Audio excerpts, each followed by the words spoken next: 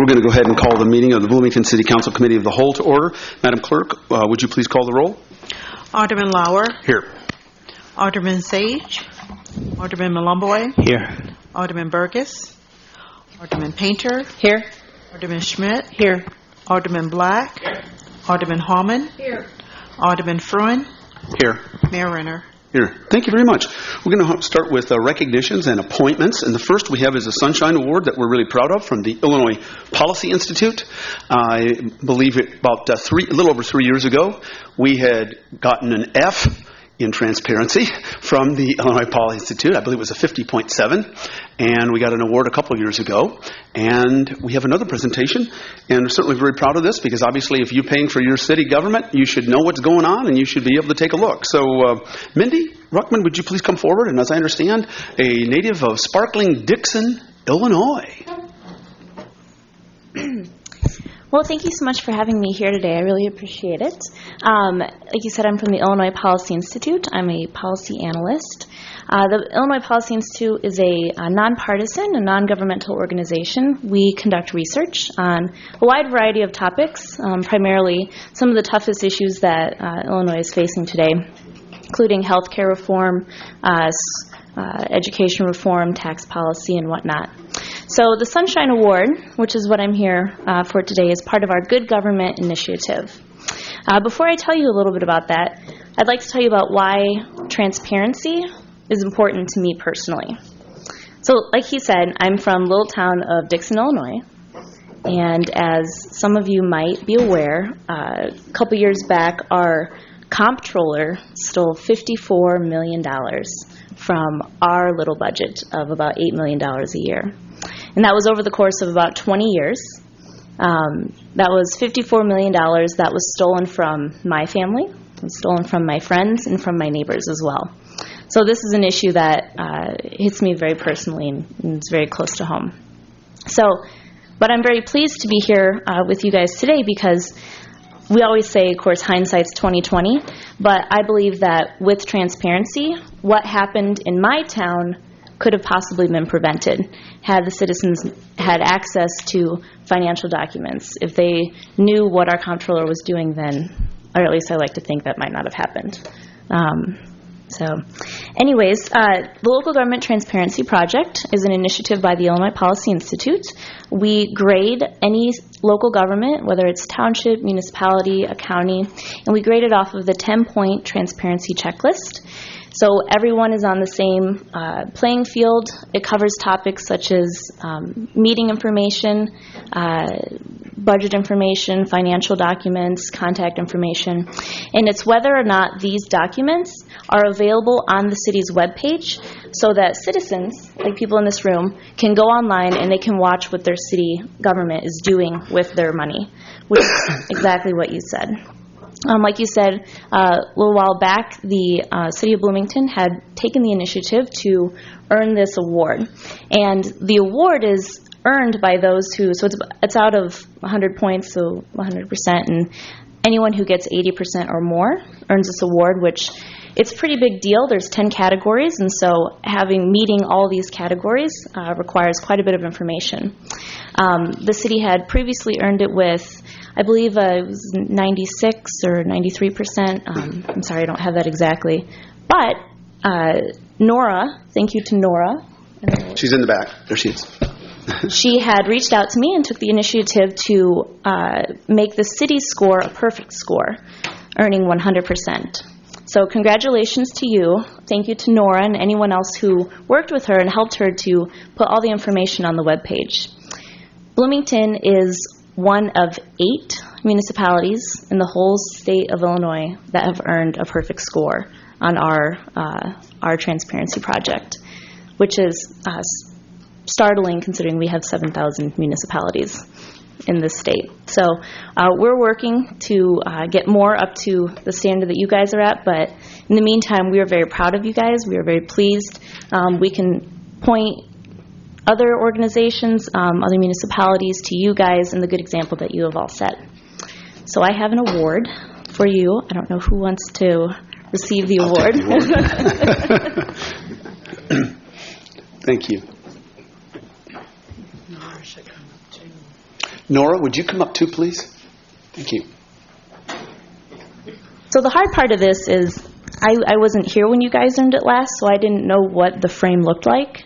I wanted to get a better frame, but if it's smaller than the other one, I'm sorry. Budget cuts. Yeah. Come on up. Thanks. So congratulations. Thank you, Nora. Thank you, Mayor. And this is for you all.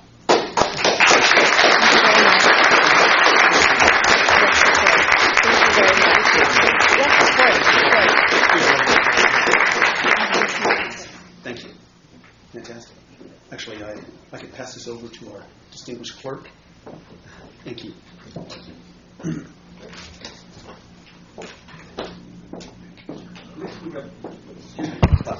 Next, we have presentation of certificates to Bloomington 101 participants, and I'm going to go ahead and start actually with the people who are not in attendance that completed Bloomington 101. Jeremy Austin, Becky Breen, Bob Breen, Chip Frank, Peggy Wade, and Nancy Snook. Okay. Now, I then continue with the list of people who did participate. And again, this is also part of our transparency and openness, and that is come on in City Hall, spend, in a sense, a semester, the equivalent of a semester, looking at all of the city departments, digging through all the documents, anything you want, finding out what's going on in your community, in your city, and how we're delivering public services. And that's actually been a great breeding ground for people to serve on our boards and commissions. And so I'm very, very, very, very proud of this. And thank you, Nora, and the staff, City Manager, Assistant City Manager Steve Rasmussen, City Manager David Hales, for helping to make all of this happen. We're going to start with someone I see you sitting in the audience, Cynthia Eagle. Would you please come forward?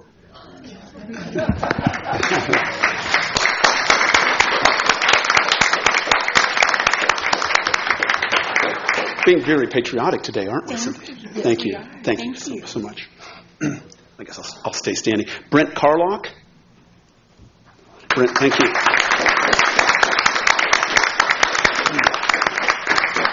Thank you so much. Appreciate it. Thanks. Georgine Chisel.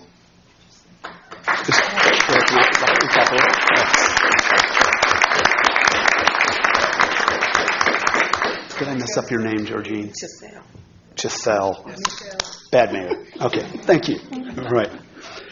Luke Durbin.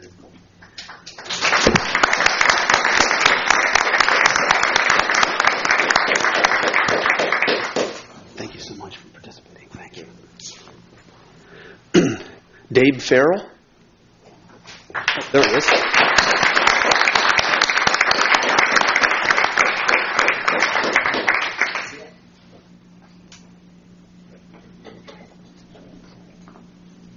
Judy Ann Green.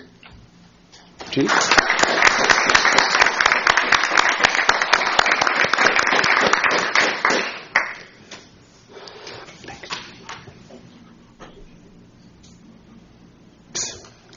Neil Gridley. I saw him somewhere. Oh, there he is. Neil.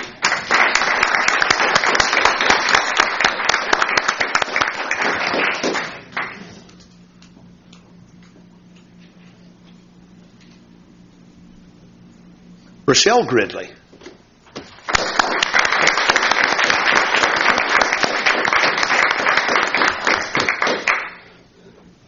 Thank you so much. Great. Thanks. Jenna Kearns.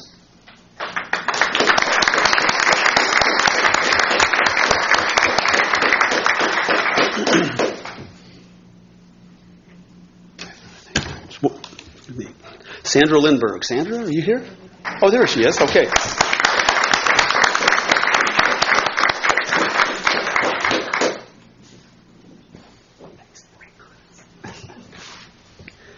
And Brittany Mitchell.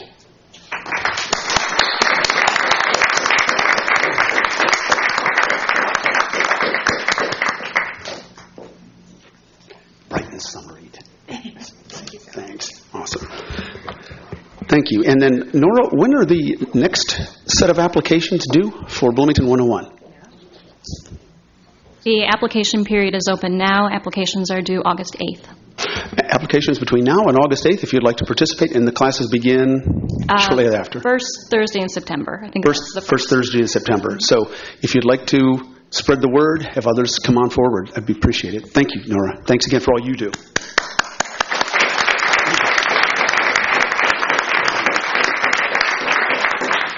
And before we proceed to public comment, another way in which, if you'd like to be involved, every Friday before a regular Monday City Council meeting, we have a mayoral open house.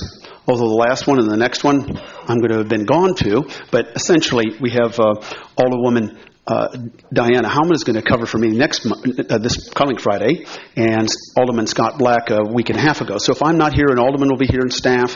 If you really want to solve problems in real time or to get answers, we can get that for you almost immediately. Not for every single question, of course, but as much as possible. So if you want answers, you want to solve problems in real time, we sit around the table over there. Sometimes, if we're lucky, we spill over into other chairs. So if you want problems resolved or you want answers, you want to discuss issues with your fellow residents, please stop on by 4:30 to 5:30 every Friday before a Monday council meeting. Now, at this point, we move on to public comment. And in public comment, it is generally our policy, unless there's something really unusual, to not respond. This isn't a dialogue. This is basically your opportunity to address the council. And you have up to 3 minutes, according to our ordinance. And we're going to start with Mike McCurdy, then Pete Pontius, and then Tom Hubbard, Bruce Meeks, and Kyle Bohm, in that order. Thank you. Hi, it's hot out there, and I took a big gulp of water and spilled it right down the front of me. So I'm not the only one who biked here tonight, though. Maybe we can have a show of some helmets, some folks that biked here tonight. My name's Mike McCurdy. I'm president of the bicycle advocacy organization Bike Blono. I'm also vice chair of the Connect Transit Board of Trustees. And I'm here tonight to thank the Bloomington Council for initiating a conversation on complete streets and urging you to continue that conversation toward the ultimate creation of a complete streets policy for Bloomington. Complete streets at its core is a pretty simple concept, designing and operating streets for all users of all ages, of all abilities, for all modes of transportation. This would include pedestrians, people on bikes, people who use transit, and people using motor vehicles. Streets are a public space and when possible should safely accommodate as many different kinds of users as possible. This means when constructing a new roadway or repaving or reconstructing a street, the street would be viewed through the complete street lens to see if it makes sense or if it's possible to actually apply a complete streets policy to that particular roadway. An example might be a protected bike lane or sidewalks if none exist. Safety and access for all users becomes a higher priority with a complete streets policy. Everyone wants cars to go slower through their neighborhoods or at least obey the posted speed limit. However, drivers often drive the speed they're comfortable driving based on how the roadway is designed. Wider lanes mean faster traffic. Some complete streets improvements, such as bike lanes, corner bump outs, or islands for pedestrians, can narrow lanes and slow traffic speeds. Crosswalks can also slow traffic. This means crashes will be less severe, and slower speeds mean increased safety for pedestrians. 80% of pedestrians struck by a car going 40 miles per hour will die. 30 miles per hour, and the likelihood of death is 40%. At 20 miles per hour, the fatality rate drops to just 5%. It means these public spaces will be safer public spaces. Every bus trip is a multimodal trip. It starts off with a bike ride or a short walk to a bus stop. Keeping pedestrians and bicyclists top of mind when designing streets, making it easier to get to the bus stop can increase traffic use, or rather transit use. As a Connect Transit board member, I've heard the concerns about lack of sidewalks or poor sidewalks impeding transit use. Encouraging bike and transit and walking can boost the economy. People can save close to $9,000 annually by choosing modes other than cars, leaving more disposable income to stimulate the economy. Call it a green dividend to be spent on entertainment or restaurants or home improvement. Property values increase along bike and transit corridors, and ultimately every car that isn't on the road, less wear and tear occurs on those municipal streets, saving money or on repairs. Finally, there are health benefits to complete streets. Encouraging more biking and walking increases the health of individuals choosing these modes, and it can reduce the community's obesity rate as well. Even walking to the nearest transit stop benefits physical health. There are many reasons to continue this conversation. Bike Blono is looking forward to chatting with aldermen interested in having a one-on-one conversation. We can be reached at bikeblono.org or at facebook.com/bikeblono. Okay, thank you very much. Next, Pete Pontius. Pete. and then Tom Hubbard, Bruce Meeks, Kyle Bohm. Good evening. My name is Pete Pontius. I'm with B&B Amusement of Illinois. I've spoken before the City Council and Liquor Commission many times concerning agenda item number 6, which is the VGT fees. I just wanted to bring the Council's point that the May 2016 IGB report was out for revenue, and with the increase of number of locations by 2 and 5 games additional in Bloomington, the revenue actually decreased. At some point, the market is going to stabilize, and natural attrition will occur. So please keep that in mind when you're making a decision on the fees tonight. And I would strongly suggest siding with normal and going with the $200 VGT fee. Thank you. Thank you, Pete. Tom?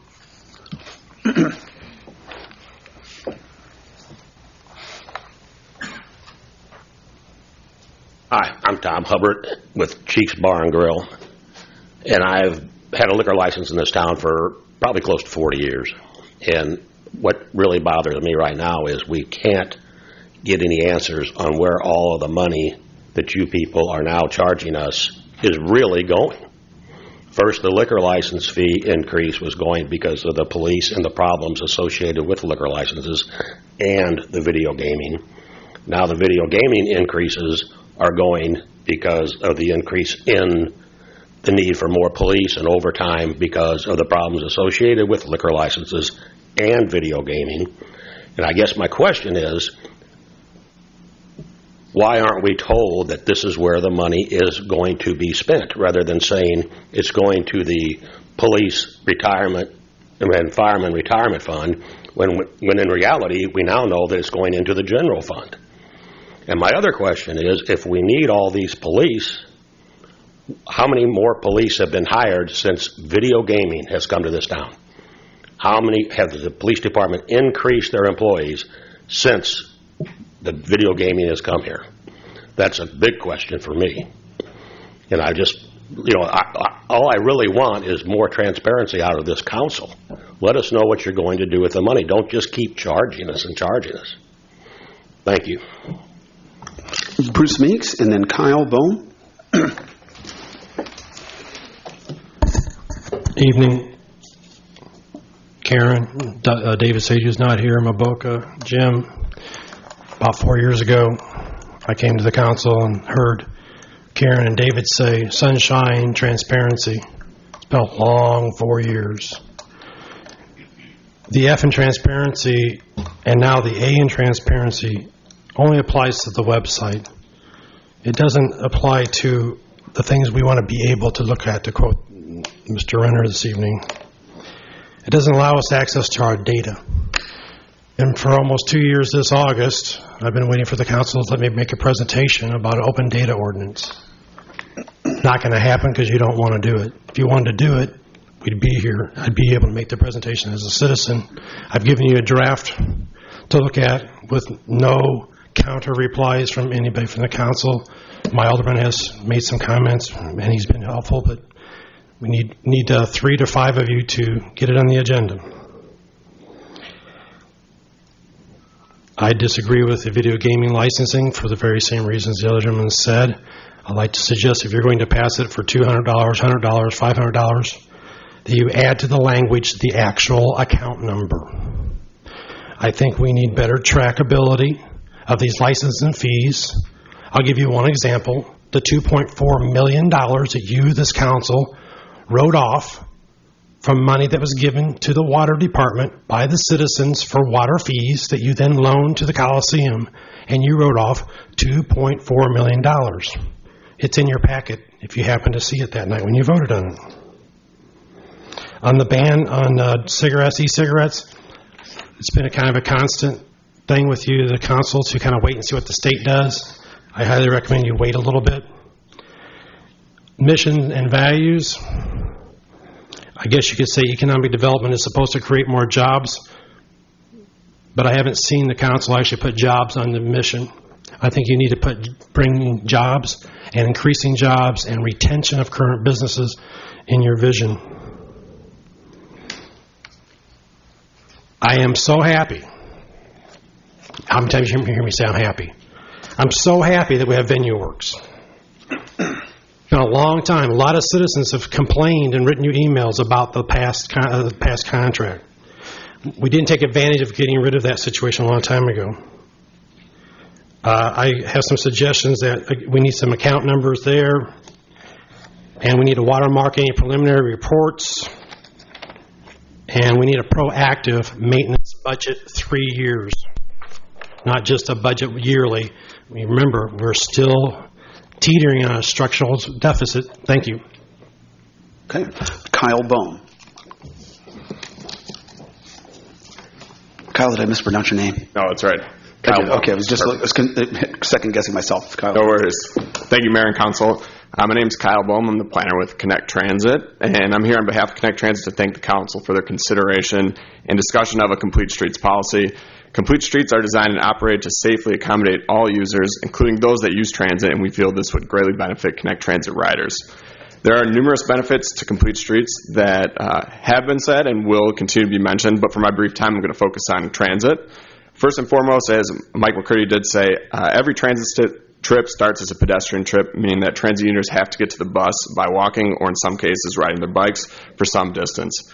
By providing dedicated safe spaces for biking and walking, including sidewalks and crosswalks, Complete Streets help connect people to transit and then onto their work, school, homes, and retail opportunities with greater ease.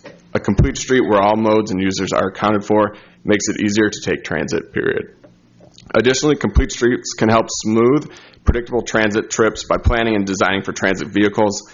These items include safer operations with fewer accidents, a greater integration of transit facilities like shelters, and more predictable ridership behaviors and enhanced access to and from transit service as mentioned before.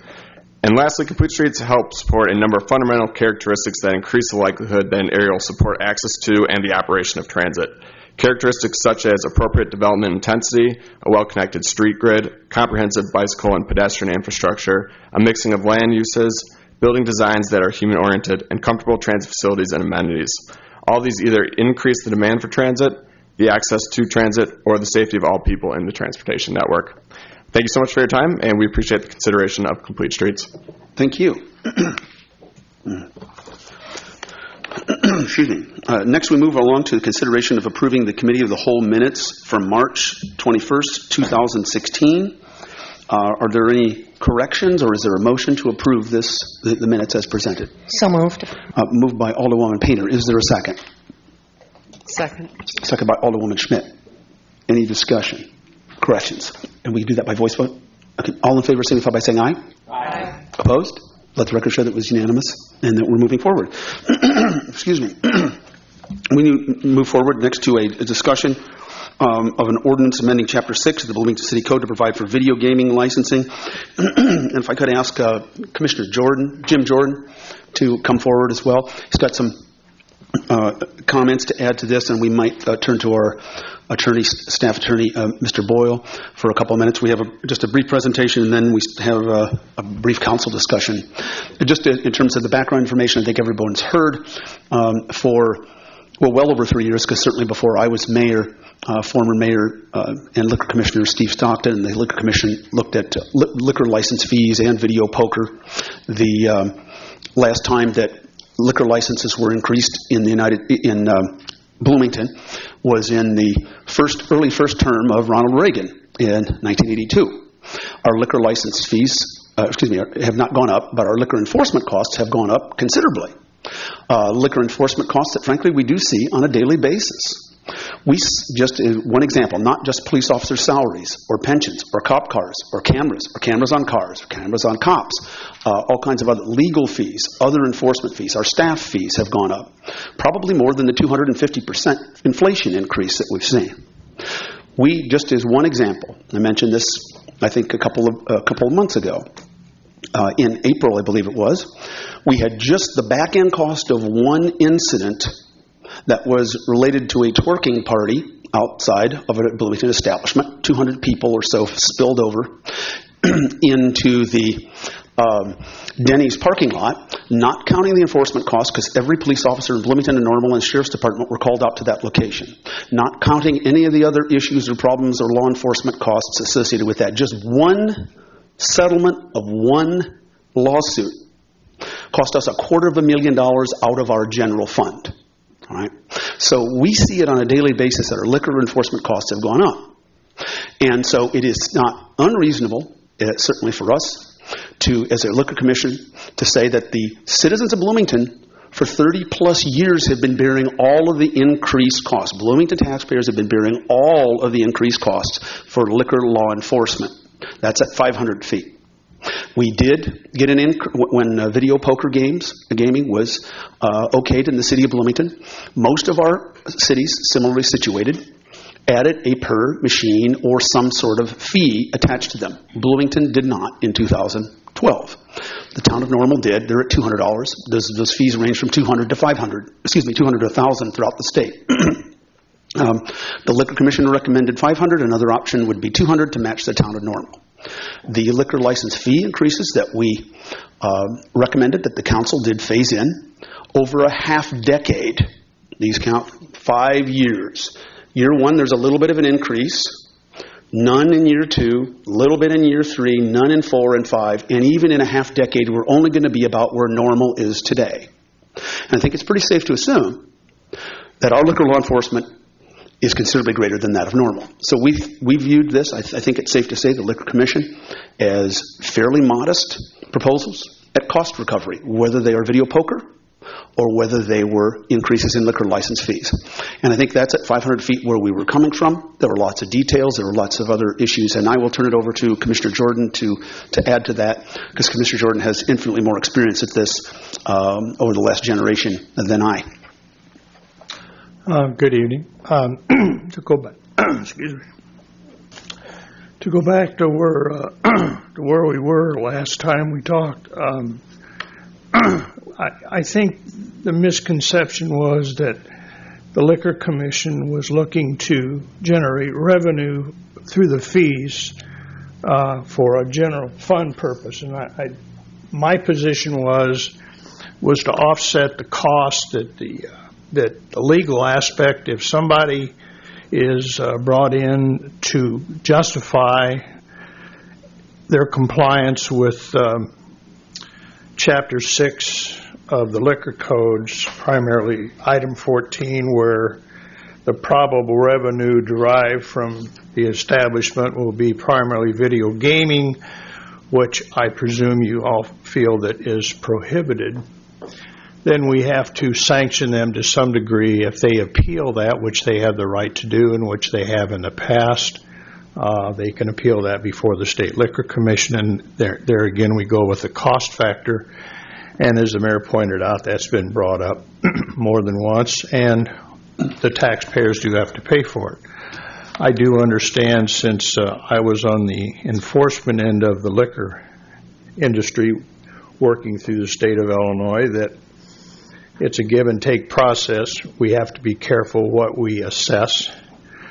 The only thing I would suggest that you look at the reports that come out every month from the Illinois Gaming Board and the revenue issues, and look at the businesses that have these revenue issues, and then ask yourself if you honestly believe that a business that is small in scale as far as square feet, seating capacity, limited amount of food and beverage, can generate the kind of income that they do and then still be in compliance with our ordinance. And I just think that's just a common sense denominator. And of course there's always the other side of the coin. There's been businesses that's been in Bloomington for years. I've dealt with a lot of these people in Bloomington the 10 years that I was with the State Liquor Commission. And from time to time there are violations, but these are reasonable people that try to conduct their business on a reasonable basis. The Gaming Commission changes things because of the vast amount of income that's provided with this. I think one gentleman pointed out that the revenue has gone down. I ran the numbers for January through May of this year, and last year we had a total of 59 businesses with 253 machines. Up through May of this year, we only have 54 business and 243 machines. So we have less businesses and less video gaming machines, but the projected figure is right now for 5 months we're at $6.2 million. So this is not decreasing. Not that that's bad. It's just the idea that it's going to go. Gaming is something that's very popular. Going back to when they started the lotteries and so forth, that what they was going to do with the money, and of course that was brought up earlier. It needs to be more transparent as to where this revenue source is going to go to. And my point is, if you choose to take a look at what the city's faced with as far as a cost factor for the taxpayers, if someone is in violation, then I think we have to have some sort of a revenue force to offset that. And that was the thing that maybe was missed with the last time I had some of these points. I think most of the things that were asked of me during the last meeting is basically the same thing. I think we have to concentrate on why we're asking for this revenue source and what's it going for. And my position is I think it should be going for in case, which I think there's more than a probable cause that probably it could happen when you look at the numbers. And the thing we're faced with the Liquor Commission, when somebody comes up and asks for a liquor license and they have all the things in place, and one of the questions I ask, are you considering video gaming? And here lately most of the answers is yes. Then we will not know whether they meet the criteria of the liquor code for maybe a year, 6 months.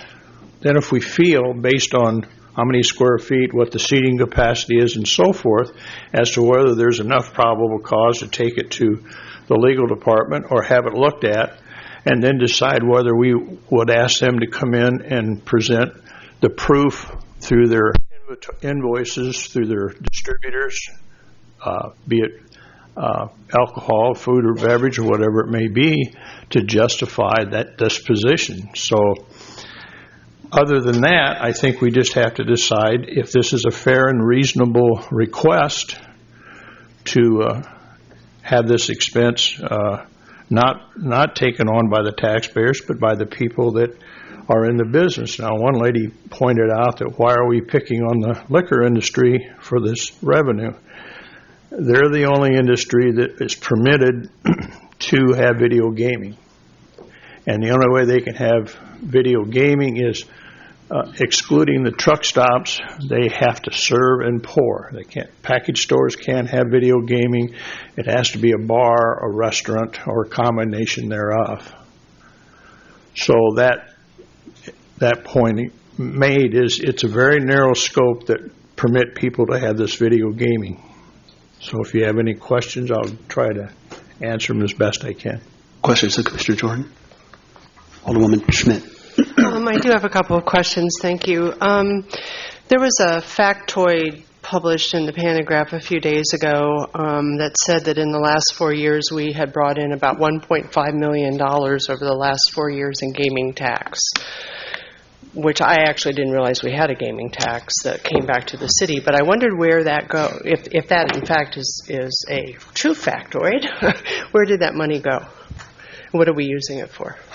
Well, there is a piece, I don't know if that's the exact amount. Steve, I don't know if you can weigh in on that. But when this was set up by the state legislature, a portion of what the state gets, the state, of course, takes their cut, and the municipalities get a piece, and most of the municipalities have added on an additional fee. But, Steve, do you know the exact amount offhand, or is that ballpark? No, I'm sorry, I don't. Do we have a finance department representative here?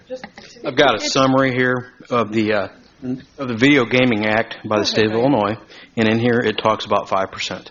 It is 5%. It is 5%. Well, it's 30%. The state assesses 30%. The way the breakdown is, it's 34.7% to a vendor. Correct. 34.7% to a licensee. Correct. 30% to the state, which the state reimburses each municipality 5%, and the balance is for the auditing people that take care of the money and distribute it. There's also a small percentage that goes into trying to help folks that actually have addiction to this as well. Well, I guess that's an issue that, and not to get away from your question. Actually, yeah, I'm really interested in knowing what we have done with our portion of the money. That I don't know. That money goes into the general fund. Yeah, absolutely. So that would go right, if that's what you mean. I think the $15 million, 1.5 or $1.5 million was all the taxes. I'm looking at. Is that what it is? Okay. January to December of 15, we received $706,000. So I'm just saying it was reported in the pantograph that we're the fifth highest in terms of the gaming tax that comes back to our city. Well, and that says a lot about us. Because we have a lot of gaming. Yeah, well, we want to. Well, that's fine. I want to make the point that we're already bringing money in, and I'm not sure where that money is going. The second question that I had, and we probably don't have the data for this now either, but I would be really interested in knowing what the change has been for liquor establishments before and now after video gaming in terms of policing requirements. If we're tying the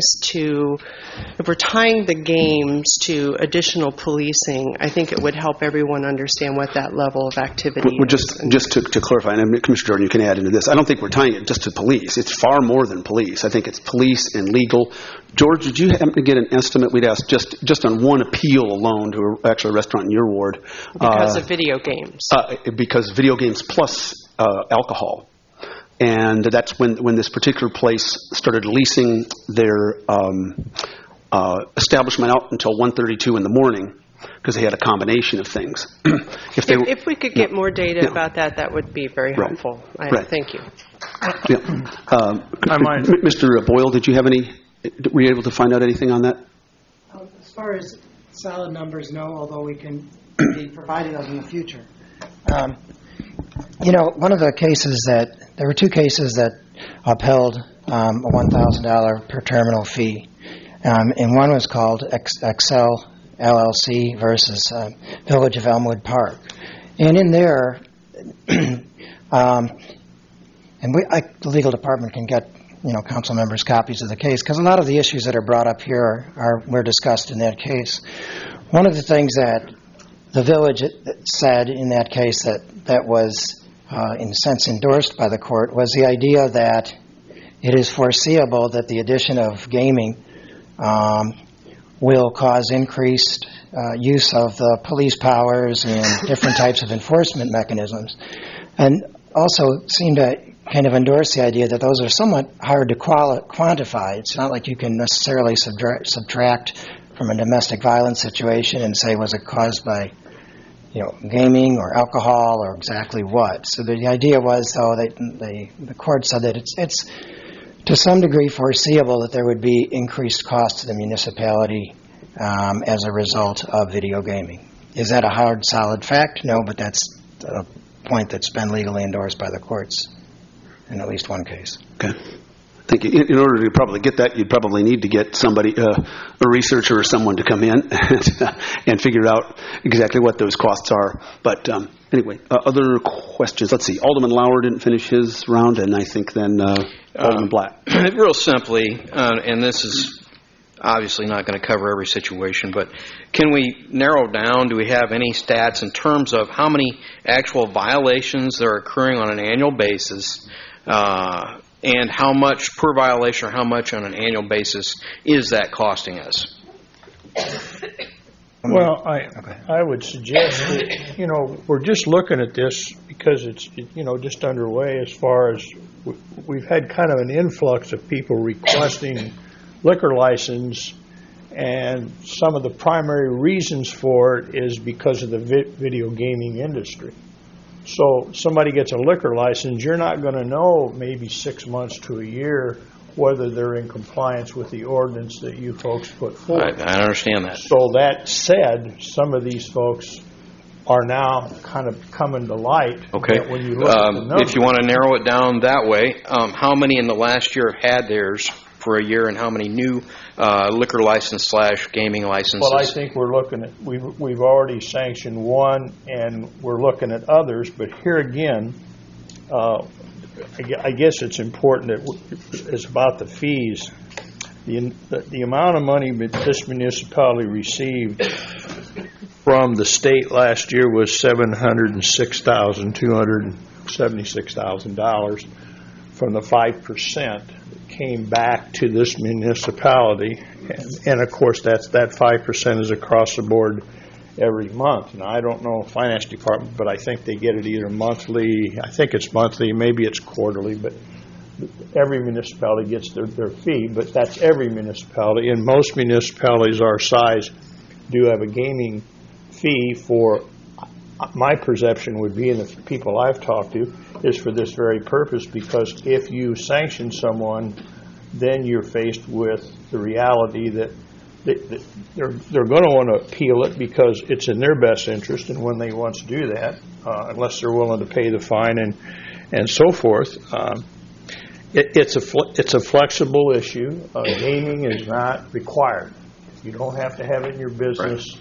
If it becomes non-profitable for you, the vendor's probably going to take it out anyway. And that's really key to my question here. It seems that, to me, having been a former business owner and having worked my entire life, for the most part, in small business, I would think that we would want to be able to track this prior to establishing the fee. I would want to know that it is actually costing us a certain amount of money on an annual basis before we would establish a fee and kind of a knee-jerk reaction. The problem is that when we start changing the rules in the middle of the game, a lot of these folks went to a great expense to expand their businesses. And this is going to carry on if we're going to, there's some talk about licensing every business in town. If we're going to do that, and this is setting the precept for that, it doesn't bode well for folks that are in business, because when you change the rules, you change the fees midstream, they've got to accept that, or they have to leave the business, and that costs jobs. And right now, in this economy, we cannot afford that. Well, I concur with what you're saying. I think 2 points. In my view, when this was adopted, it was reactive rather than proactive. Had the fee been in place, my best guess and estimate, very few people would have said, I'm not going to pay it, I won't have the video gaming machines in. If you believe that, then look at the figures, and they'll dispute that very fact. There's too much money involved for them to say. If you look at it as a gross number, you're right. There are certain. Could you press your mic? A very large amount of money, and there's some small businesses that have 1 or 2 machines that really aren't making that much on this. I agree with you. And that's the problem. What skews the numbers primarily is the truck stops. Let's be honest about that. But if you take an average, and I'm not saying that one glove fits everybody, but the point being is, had the fee been in place, we wouldn't be discussing this tonight, first. Second of all, the numbers can fluctuate, but reality says and there should be a leveling off point. The people I've talked to, both people that are in the vending end of it that provide the machines and the ATMs, and the people that are in the business, the best solution for the real answers is the guys that get the revenue. They know what their businesses are going to do. The investment for the licensee is how many square feet in their business do they have to give up. That's it. I mean, they got probably a line fee and so forth. The majority of the investment comes from the vendor. They provide the machines. They provide the ATMs. That's actually not altogether true, because there's a lot of business investment in terms of insurance. You have to provide additional employees many times. It's right here in the law. I was shocked at the amount of things that folks in a small business would have to come up with to actually be legal. And actually, it's a Class 4 felony if they don't comply. And so this has some major ramifications, and the state is the one that's taking care of it. It's not the local municipality. Okay. Well, the state does the initial investigation to see if they qualify. Yes, but they also keep an eye on this as well. So, At this point, I'm going to have to. We've run out of time. We do have. Do you have a quick question, or do we need to have a suspension of or rules to continue? Alderman, would you like me to make a motion to add 10 more minutes to the discussion? All right. I'd like to make that motion. Okay. Is there a second? Second. Second by Alderwoman Howman, and we do a roll call on that, right? Excuse me. Hold on. Your voice vote, right? Can we do a voice vote? Okay, voice vote. Thanks. There's no time restrictions found on this meeting or the discussions. Okay. We can just self-regulate. Okay. All right. So let's do. If you could set the clock as a I withdraw my guideline, 10 minutes. Okay. Thank you. I withdraw my second. Go. Thank you. So I guess my first piece of comments, and thank you for the presentation, is I'm looking at the backup materials here, and I'm seeing this was first discussed on February 9th, March 8th, April 12th, April 25th, and then last week we had kind of a false start with this. I mean, how many times are we going to ask these folks to come out here and have this discussion without, and we're not even making a decision tonight, so there's going to be some subsequent conversation that we're going to have. And to me, this is one of those situations where if we're going to discuss something, we craft a timeline and a process so people can follow what it is that we're doing. And if we make adjustments to that, we take it from there. But this seems like we continue to talk about this with no action, which I think a lot of folks are frustrated about. The reason I made the motion to move it to a committee of the whole is because I wanted some council feedback on the philosophical nature of whether or not we are actually should be putting a fee on these terminals. And so I always try to be clear with what my position is. Before I give you my position, I hear a lot of comments about the general fund. I'm looking at the ordinance itself, and in Section 58, it's on page 43 of the packet.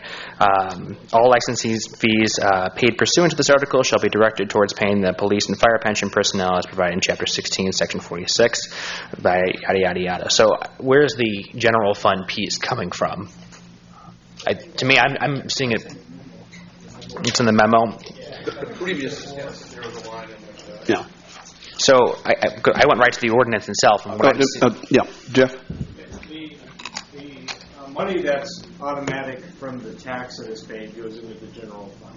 What this fee would be dedicated to wherever you want it to be. So one proposal has been that it go to be paid for the police pension, but you could also alternatively just have it also go to the general fund. Okay. Thank you. Okay, because I see what you're talking about in the background piece here, but I'm looking right at the ordinance itself, and from what I'm reading, it's tied to police, fire, pensions, but I don't think anyone would object to a funding mechanism for that critical issue. On the discussion of 200 or 500, I think that it's the feedback that I've gotten so far is mostly from business owners who don't really or who have a vested interest in this, and we're kind of going after the gamblers.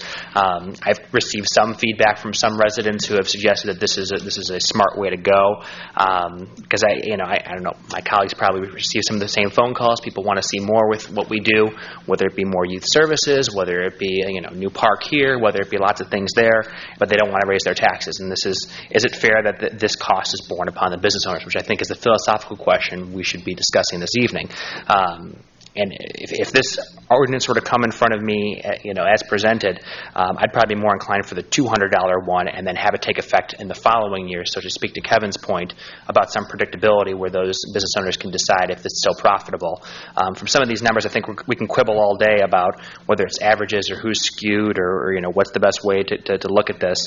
But I think we give people the opportunity to either, if they think that $200 fee is excessive, to get out of the gaming business. That's kind of where I sit. So I think my adjustments to the ordinance would be keep the piece in about tying into police and fire pensions, and as opposed to taking effect 10 days after, have it effective for the following fiscal year 18. Okay. Alderwoman Howman. Thank you. I have a couple of philosophical questions also, and the first one that keeps coming to my mind is just because we can, should we? And I struggle with that. But more specific to this, what do we want Bloomington to be known for? I mean, we've got a pretty robust bar scene downtown. We've got 253 video gaming machines in 59 establishments throughout the city.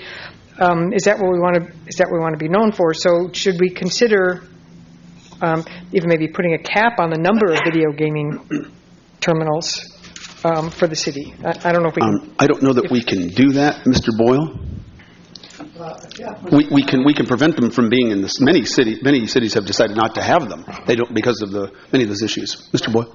Cap was upheld in that Excel case I referred to earlier, that's cited in the memorandum.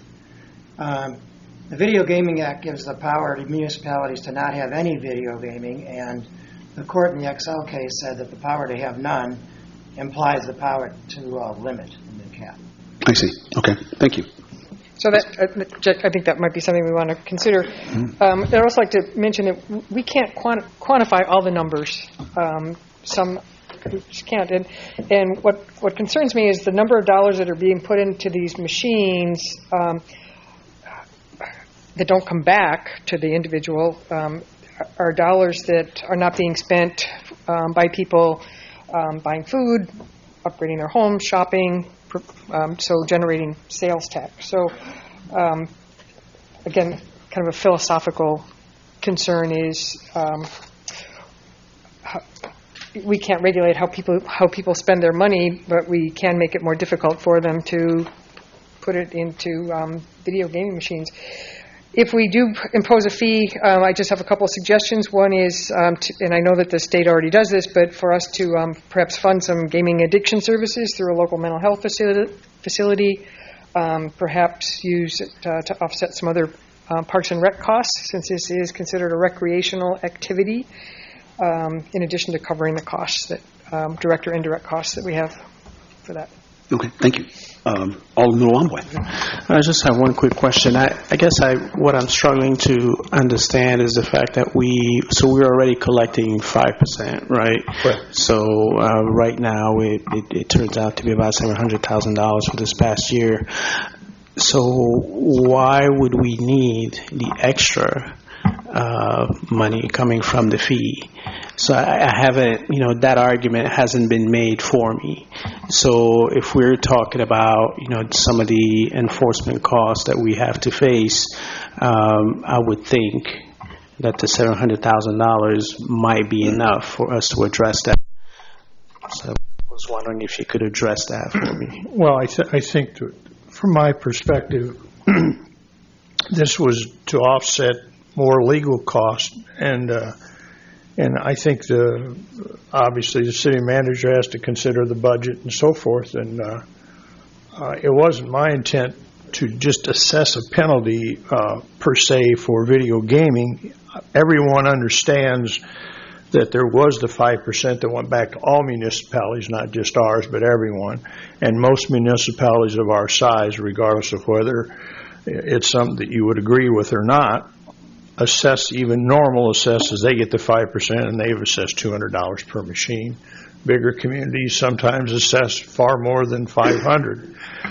It's just a revenue source to offset any legal cost. I guess it would be up to you or the city manager how they want to appropriate the funds, whether it goes in the general fund or direct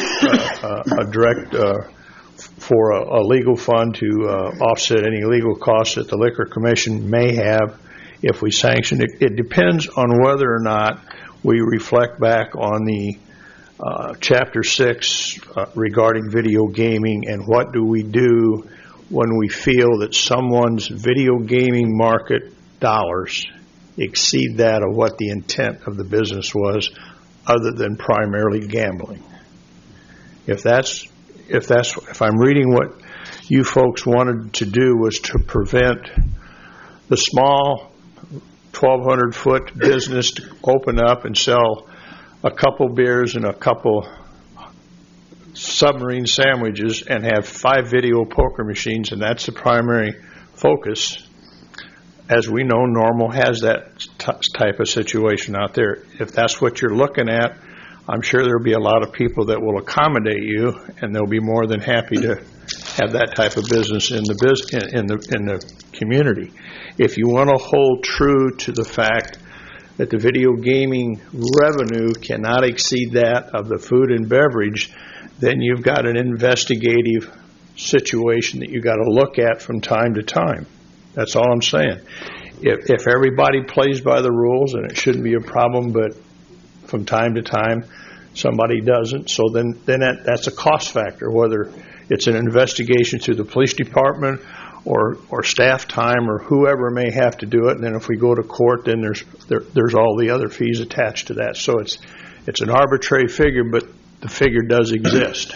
So it's going to be some cost, and the city's going to have to pick it up wherever they get the money, whether it's from the $700 last year or what the future revenue is going to be. The cost will always be there if somebody is not in compliance. If we could just add to that, it's kind of the classic discussion about what sin taxes and what are they, because you know that you're going to have costs associated with them. All right. Now, we'd take us probably tens of thousands of dollars just to get someone to come in to give us a hard number on exactly what it costs. But I just mentioned the one incident in the Southside restaurant that we spent nearly 2 years of appeals with. You'd have to go through and say, okay, for 5 months, we had police officers called out to that site every Thursday, Friday, Saturday night for 5 months. We then came through here. We'd have to prorate, Mr. Boyle's salary, the salary of others who investigated it. We had multiple hearings. We had a court reporter come from, and an attorney from Springfield. We'd have to look at those costs or the legal costs just with that one case. And settlements, like the settlement outside of Lucky Garden, that was $250,000 just at one pop. So we'd have, certainly we could come up with something like that. To my knowledge, none of the other municipalities that have levied this tax have gone through that thorough kind of analysis, because generally speaking, they kind of see on a day-to-day basis what that would be.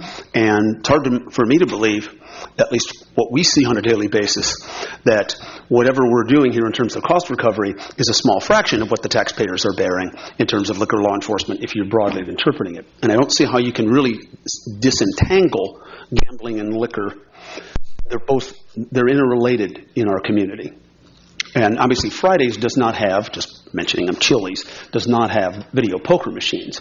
But there are many establishments that do. One final comment is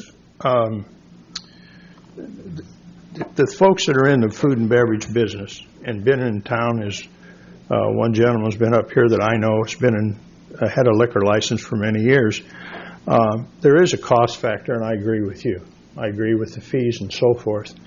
It's always the 10% that can't comply, and I unfortunately or fortunately was in the compliance end of the thing, and I had to take a look at were they in compliance and what was my responsibility. That's how I'm looking at being a commissioner, that I want to provide with you when we recommend something for your approval on a liquor license. We've done our homework. And it's hard because it's such an arbitrary number. If they come up, they say they've got all the insurance, the dram shop, all the things that's required. They've got the square feet. They got everything. And we do ask them now, are you going to have video gaming? And more often than not, they say yes. Well, there's no way for us to be able to forecast what their revenue stream is for food and beverage versus video gaming.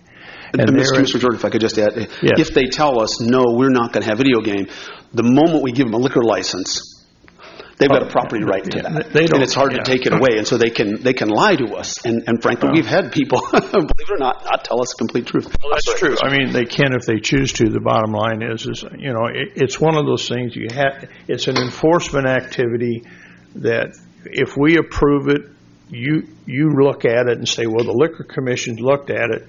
And then 6 months, 8 months later, you say, well, why didn't you do your homework? Well, it's hard to make these decisions without having all the information, and you're not going to have it when you first approve this liquor license. So that's kind of the dilemma we're in. So not to reiterate, but I will, probably we missed the boat when we didn't assess a fee before we ever adopted the ordinance, and we certainly wouldn't be here tonight.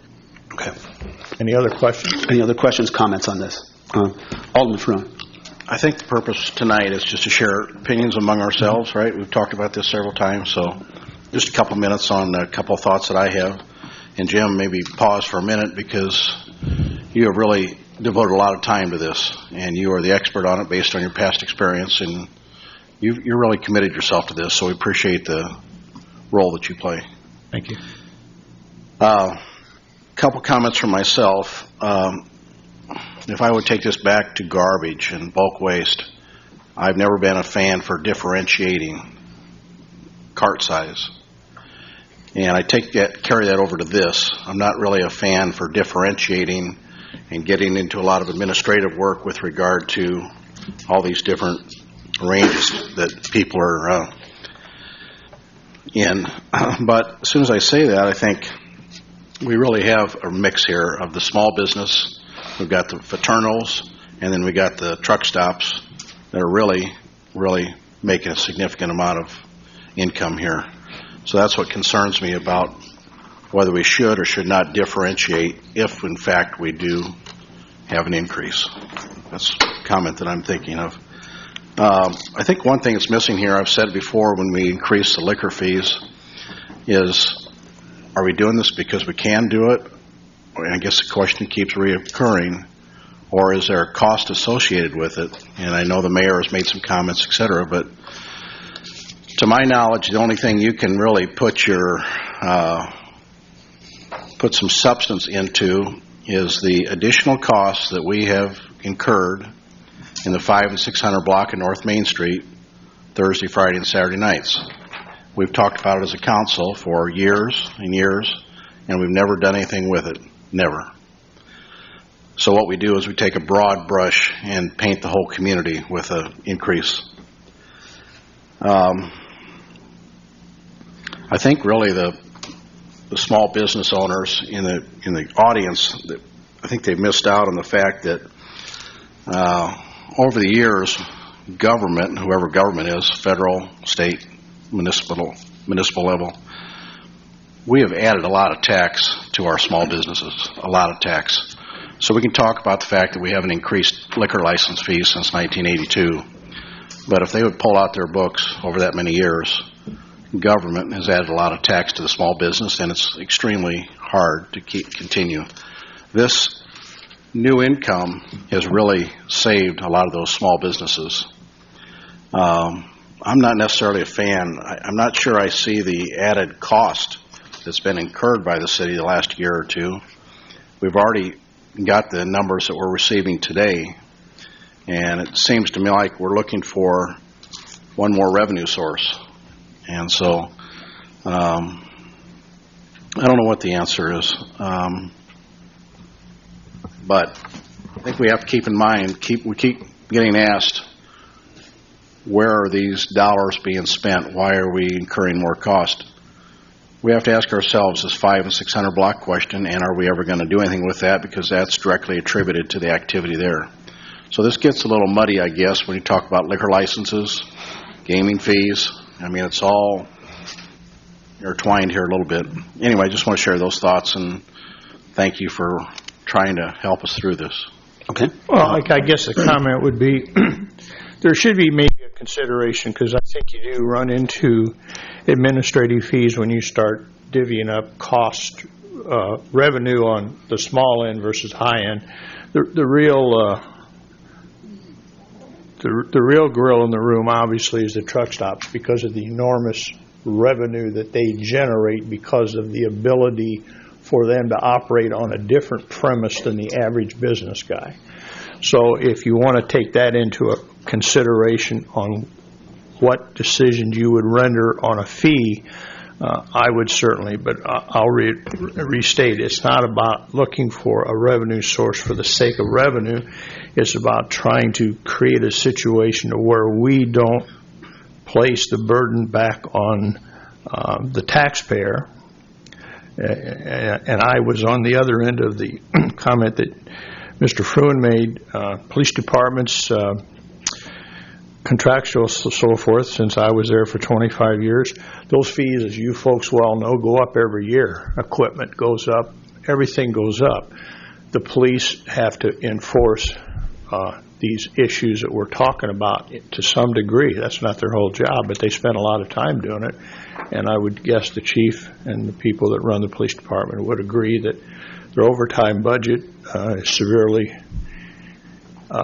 affected by these issues that create this. Now, that doesn't mean it's a video gaming issue in of itself. It's a spectrum of both things. This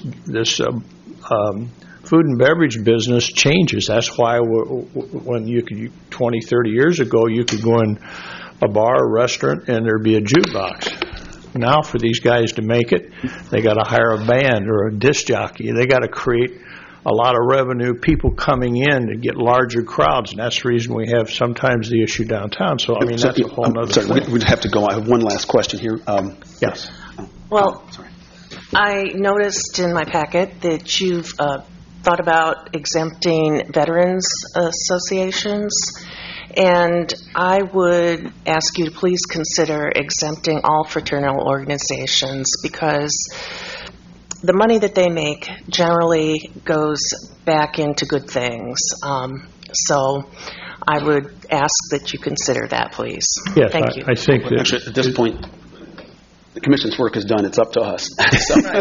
Well, yeah, I think that your point's well taken. The reason I think the veterans thing comes up because that was the driving force to some degree behind the video market to start with. Anybody else? Yeah, thank you very much. Appreciate that. Thank you.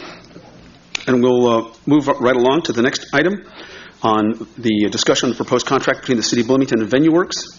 And we have approximately 20-minute discussion with the council. Mr. Rasmussen, are there any initial remarks or comments?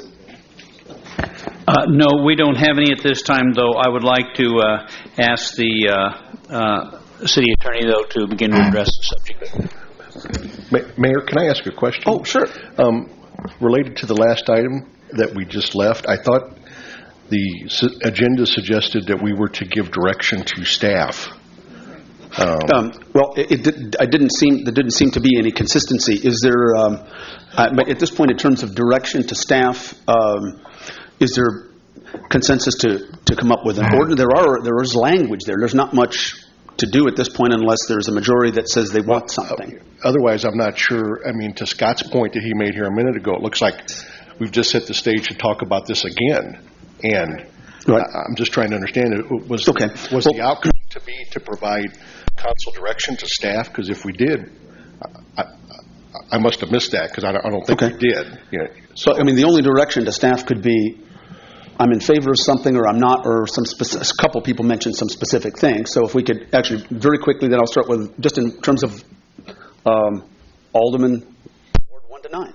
I think we need to track exactly where the expense is coming from. It needs to justify itself. In my mind, I'm not tracking that. I don't see it. So I no certainly support? don't understand how we're not encompassing the gambling issue itself within that $700,000 plus, and probably more this year. So, just my thought. Thanks. No support for moving forward. Okay. So I'm not. I want to see what happens in a year from now. Oh, okay. Yeah, I mean, I'm not prepared to support any fee on the video gaming terminals based on what I've seen presented so far. Same here. I'm not prepared to support it as presented. Okay. Alderman Burgess. I think we should table it for a while. Okay. Alderwoman. Agreed. Okay. Alderwoman Schmidt. Agreed. I would also like us to consider the current gaming fee going back to police and pensions. I'm uncomfortable with that just going into the general fund. Alderman Black. Yeah, I have my remarks here already. Okay. Alderman Hellman. Nothing. Alderman Fruin, I think we know. Okay. All right. So I think we're not acting on this, and we won't be bringing it back. Okay. We maybe in a year or at some later point, the Liquor Commission will continue to deal with this. At this point, move right along now to the VenueWorks contract. Thank you, Mayor. Last week we put out there for the first time the draft agreement. It's been online and posted all week. We provided hard copies to you. Curtis Webb, the Executive Director for the Coliseum from VenueWorks, is here. We'd be happy to answer any questions, or if there's issues you want us to look into over the course of the next week, we could do that as well. But then we're hopeful that we'll be able to come back and have final approval a week from tonight. Questions, concerns by members of the council?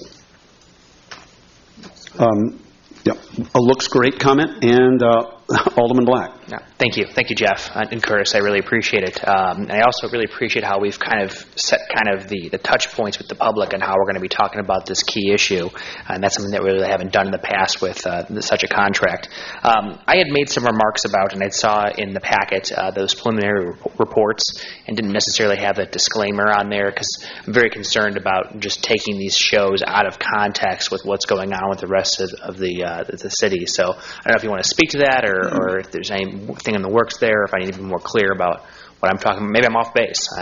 I think a lot of it, you're referring to the flash reports that we gave you on the shows. The ones you have currently are ones that the city was actually fiscally responsible for. So I felt like those numbers are, in true transparency, as we're talking about tonight, that truly is something we'd state. In the case of some shows coming forward that we're getting ready to announce publicly, they're promoted shows. So in the public's or there's no taxpayer money on the hook, so to speak, for those shows. And moving forward, if we decide to ever put the city into a situation where we need to use money to buy a show or something to that effect, we'll have a process in place where we get it approved. We won't just unilaterally make a decision. Okay. That process going through that process. And Alderman Black, if you could remind me, your comment at the last meeting was also to maybe put some sort of a statement, some sort of a qualifier on these reports. Right. That essentially, can you remind me again? That makes it clear that the numbers that are seen in these flash reports don't encompass all of the potential sales tax revenue, revenue generated, or to be seen as a data point on some chart that one might create. Yes. Yeah. We can work on that. Thank you. Any other comments, questions? Thank you very much also, again, for all you're doing and coming to the Mayor's Open House and all kinds of things. We're not used to that kind of red carpet treatment, but thank you, and we look forward to working with you. Thanks. I just want to make one.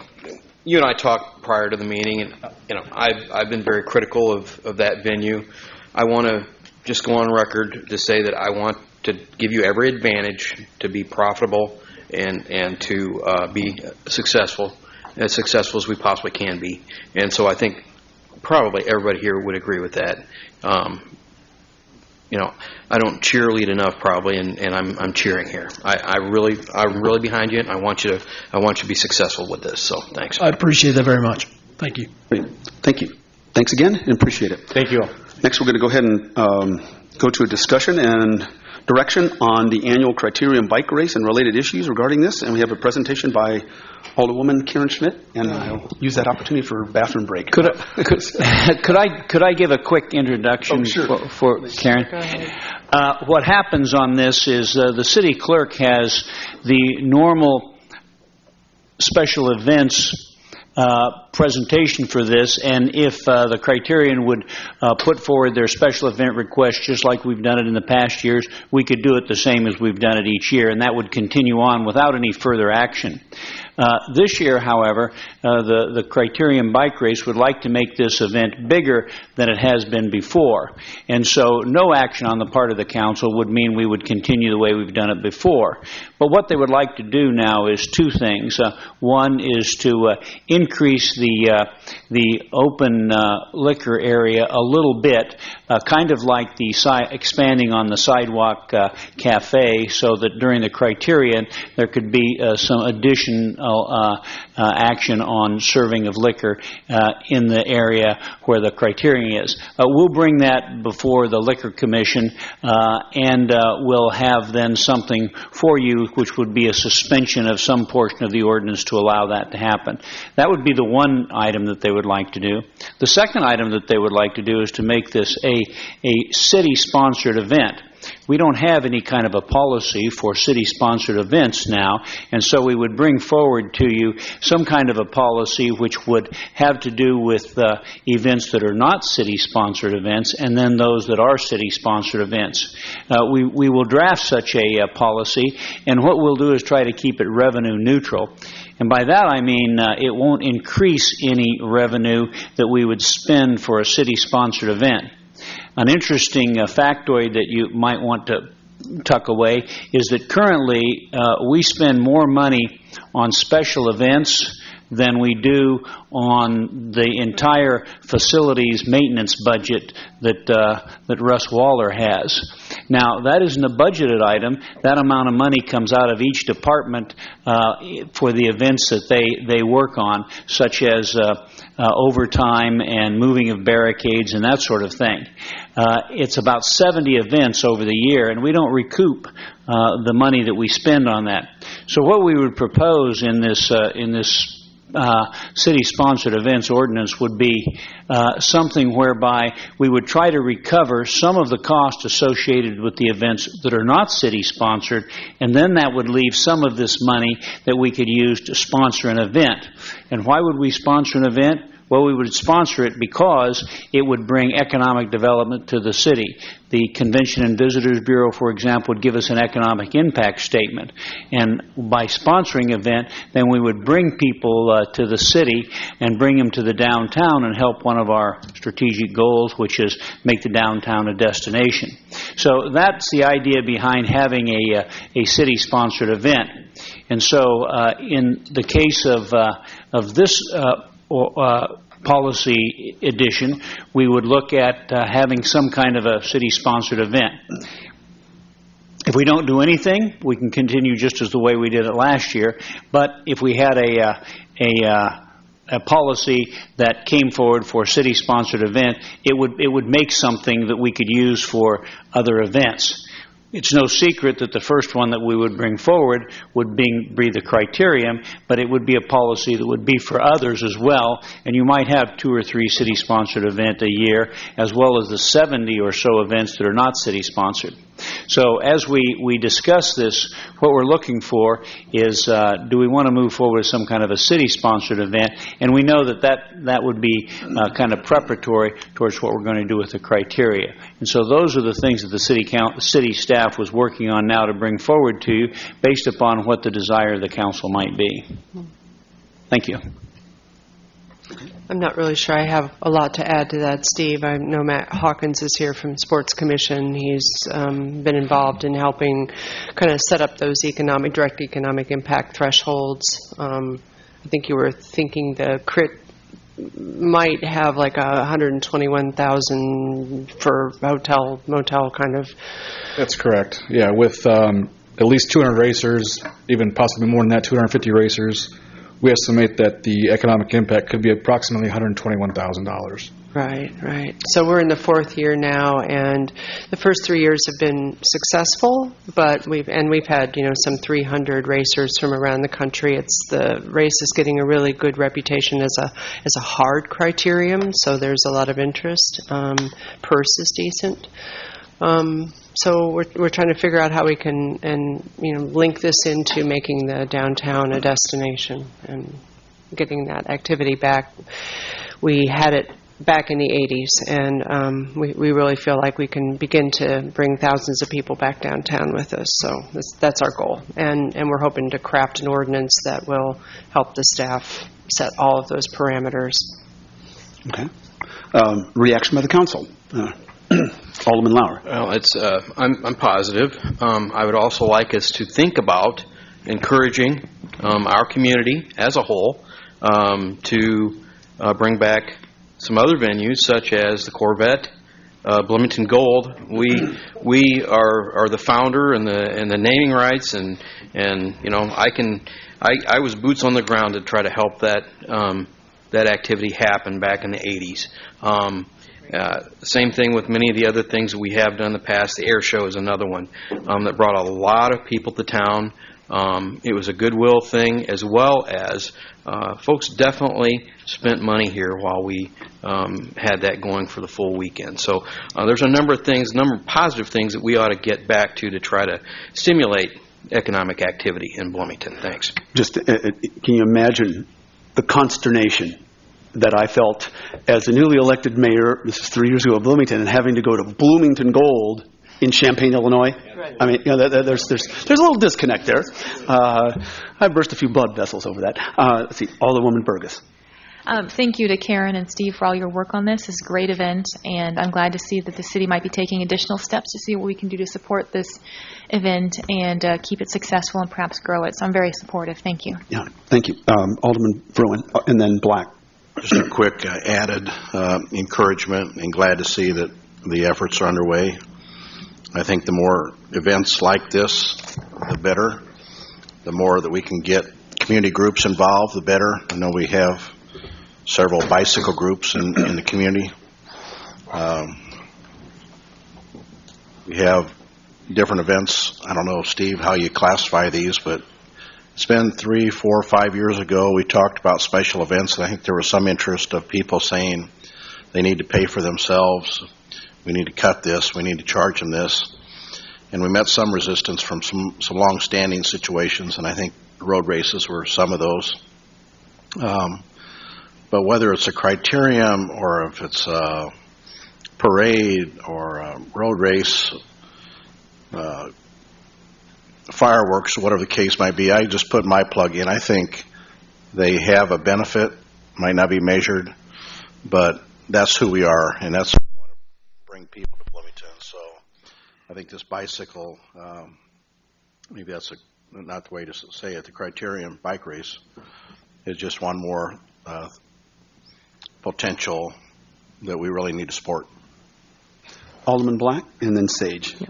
And to Steve's point, I would support such a policy to look at. I'm not sure what that would entail verbiage-wise, but I'll take a look.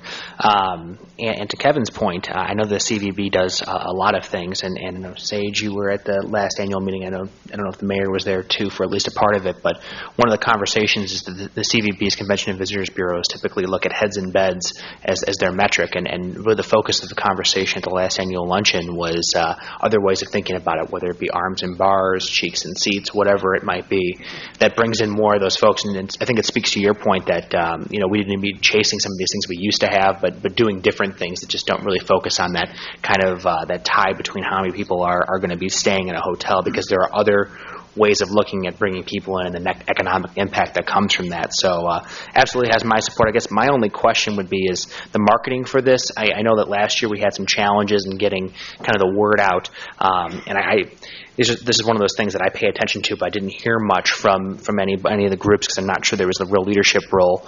Would such a policy help the city really kind of drive marketing efforts to push accountability to maybe a specific group that would be in charge of that? How would marketing play a role in these sorts of events? Yes, I can answer that a little bit. I think that the event would do a lot of the marketing itself, but what it would do is it would then advertise itself as a city-sponsored event, and then the city could also advertise it on the website and such places as that as a city-sponsored event. That means we would contribute some financially as well as to our advertising to try to make it an event that would bring people to the city. Sure, and thank you. And lastly, I know we have a robust food truck and food cart community going on, and in a lot of these, I wonder if when we talk about city-sponsored events, I know they get permits to be in specific locations. I don't know if the city-sponsored event would create more bureaucracy for determining where they could be located during such events, because I know there's been several around here lately where you get a food truck that pulls up and maybe they have the permit, but the organization didn't intend them to be there, et cetera, et cetera. So I don't know. We want to keep some piece of that, I guess, in the policy. Okay. Sure. As we put a draft together, we'll consider that. Alderman Sage and then Middle Wamboy. Thank you. And yeah, Scott, that was exactly, I think I'm supportive of both of these points in concept, the expanded service area as well as perhaps some work on a policy, as long as we don't create, bureaucratic layer on top of layer on top of layer for this. So thanks for emphasizing that, Scott. And then also, thanks to Karen, because I know you've been a contact point on this, so thanks for doing that. But again, supportive of the 2 points, I think, Steve, that you asked for some feedback on with the guidelines suggested by Scott for the policy direction. Thanks. Alderman Wamboy. Okay, I just want to say that I'm supportive. Thank you, Karen. And I look forward to more details in the ordinance, and hopefully we'll see Bloomington more involved in some of these types of events, because I think it'd be a lot of fun. And you're going to race, right, in Boca? No. Alderman Painter. I'm supportive as well, and I can't speak for all of the downtown businesses, but I know the last time they had this, I was working at Crossroads, and their receipts were greater than they normally are on a Saturday. So they're grateful for all the people that come in and shop while they're at the Criterium. Thank you. Great. Thank you. I think you have the direction you need. Thank you very much. And yes, we'll go back and put together a draft policy for your consideration that will then address all of these issues you've talked about for city-sponsored events. Thank you. Okay. Moving right along to the next item on 9 is discussion and direction on whether an ordinance should be drafted banning the use of electronic cigarettes. And we are going to start with a brief discussion by Alderman Howman. Thank you. I don't have a formal presentation. This has, I know I've spoken with several of you around the horseshoe that there was interest in pursuing this. I know from my own experience, I've been at the, been at the Coliseum and sat in a vapor cloud trying to watch the performance because e-cigarettes are not banned or are permitted. I should put it in a positive way. They are permitted. So I'm interested in knowing if there's enough interest. I know that Mr. Meeks talked about waiting for the state to do something. There's already businesses in Bloomington that have banned the e-cigarettes. Walmart is one. They've got a new sign on their entrance. It says no smoking, including e-cigarettes. So businesses are taking this on their own. I'd just like to see it be consistent throughout the city. Okay. Reactions, concerns, questions. Alderman Black to begin with? Yeah, I think that's the way to go. It's kind of how private sector is moving, and I have very little faith that the state will ever pull the trigger on anything. So I think this is a more urgent matter than we can wait for the state to provide. It's not only not being able to see at a performance, but there are health. It's they're not sure about the popcorn lung. I think is the one I keep hearing. So they're not sure even yet what the medical implications are. Okay, Alderman Sage. So Diana, I want to be sure I understand because you talked about the Coliseum. But then you also I use that as an example where I had been. Yeah. So are you wanting to differentiate between city facilities or city property? No. This would just cover everything, right? Correct. Okay. Yeah. So then I guess I would follow up on the observation you made because I'd made the same thing about Walmart. I mean, why wouldn't we have businesses kind of decide what their policy is going to be, and then people could either go there and do business or not do business based on what their policy is on e-cigarettes? I mean, if they don't want to have to contend with e-cigarettes, they would. Well, that point was made when there was a discussion about banning cigarettes, and anyway, yes, we could do that. I don't. I'm not sure that you go to, and again, I'm using the Coliseum as an example because that's where it's got me started thinking about this. People go to the Coliseum, I think, not expecting to be in a cloud of mist, and then they wind up being there. Yeah, and thanks. I was trying to seek some clarity on something like the Coliseum versus other private sector businesses because. But I would like to see it. I would like to see it extended to extend what we already have to include e-cigarettes. Well, and so your comment was, because I was one of the aldermen that made that comment about the smoking ordinance back then when it was discussed, is that I would rather have a business owner who looks across the street at a competing business and says, they've banned smoking over there, so and they're doing a great business. I haven't. and I'm going to go ahead and ban smoking too, because I see it's good for my business. I guess I would rather, if I can finish, please.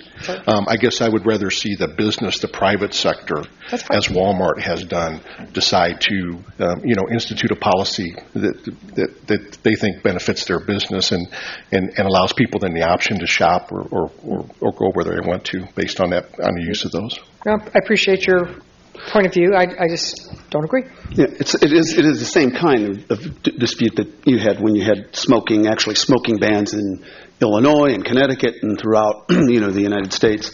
And it's one of the things that we see as a political scientist tracking the public opinion polling on this. The pro-smoking position was a pun intended dying position, because the highest percentage of people who were against it were always at the beginning of a controversy. The more that you discuss it, you go on. And there is that classic, as Alderman Sage suggests, is this a market decision? As Alderwoman Diana Hellman suggests, is this a public policy issue, a health issue? Ultimately, the 50 states have decided that it's a health issue. And this is one of those areas where the market fails. And there are all kinds of negative externalities when you have people spewing addictive poison in public. But that's our issue here. Who was Alderman Lauer? Well, Mayor, I disagree that the market has failed. It may not have reacted yet, but we live in a country that is market-driven. And if folks don't want to go to a venue or a store that is permitting that, they don't have to. They're not forced to. If you wanted to look at banning e-cigarettes in a city-owned venue such as the Coliseum or the BCPA, with, say, 250 people or more in attendance, I could be a bit more supportive of that.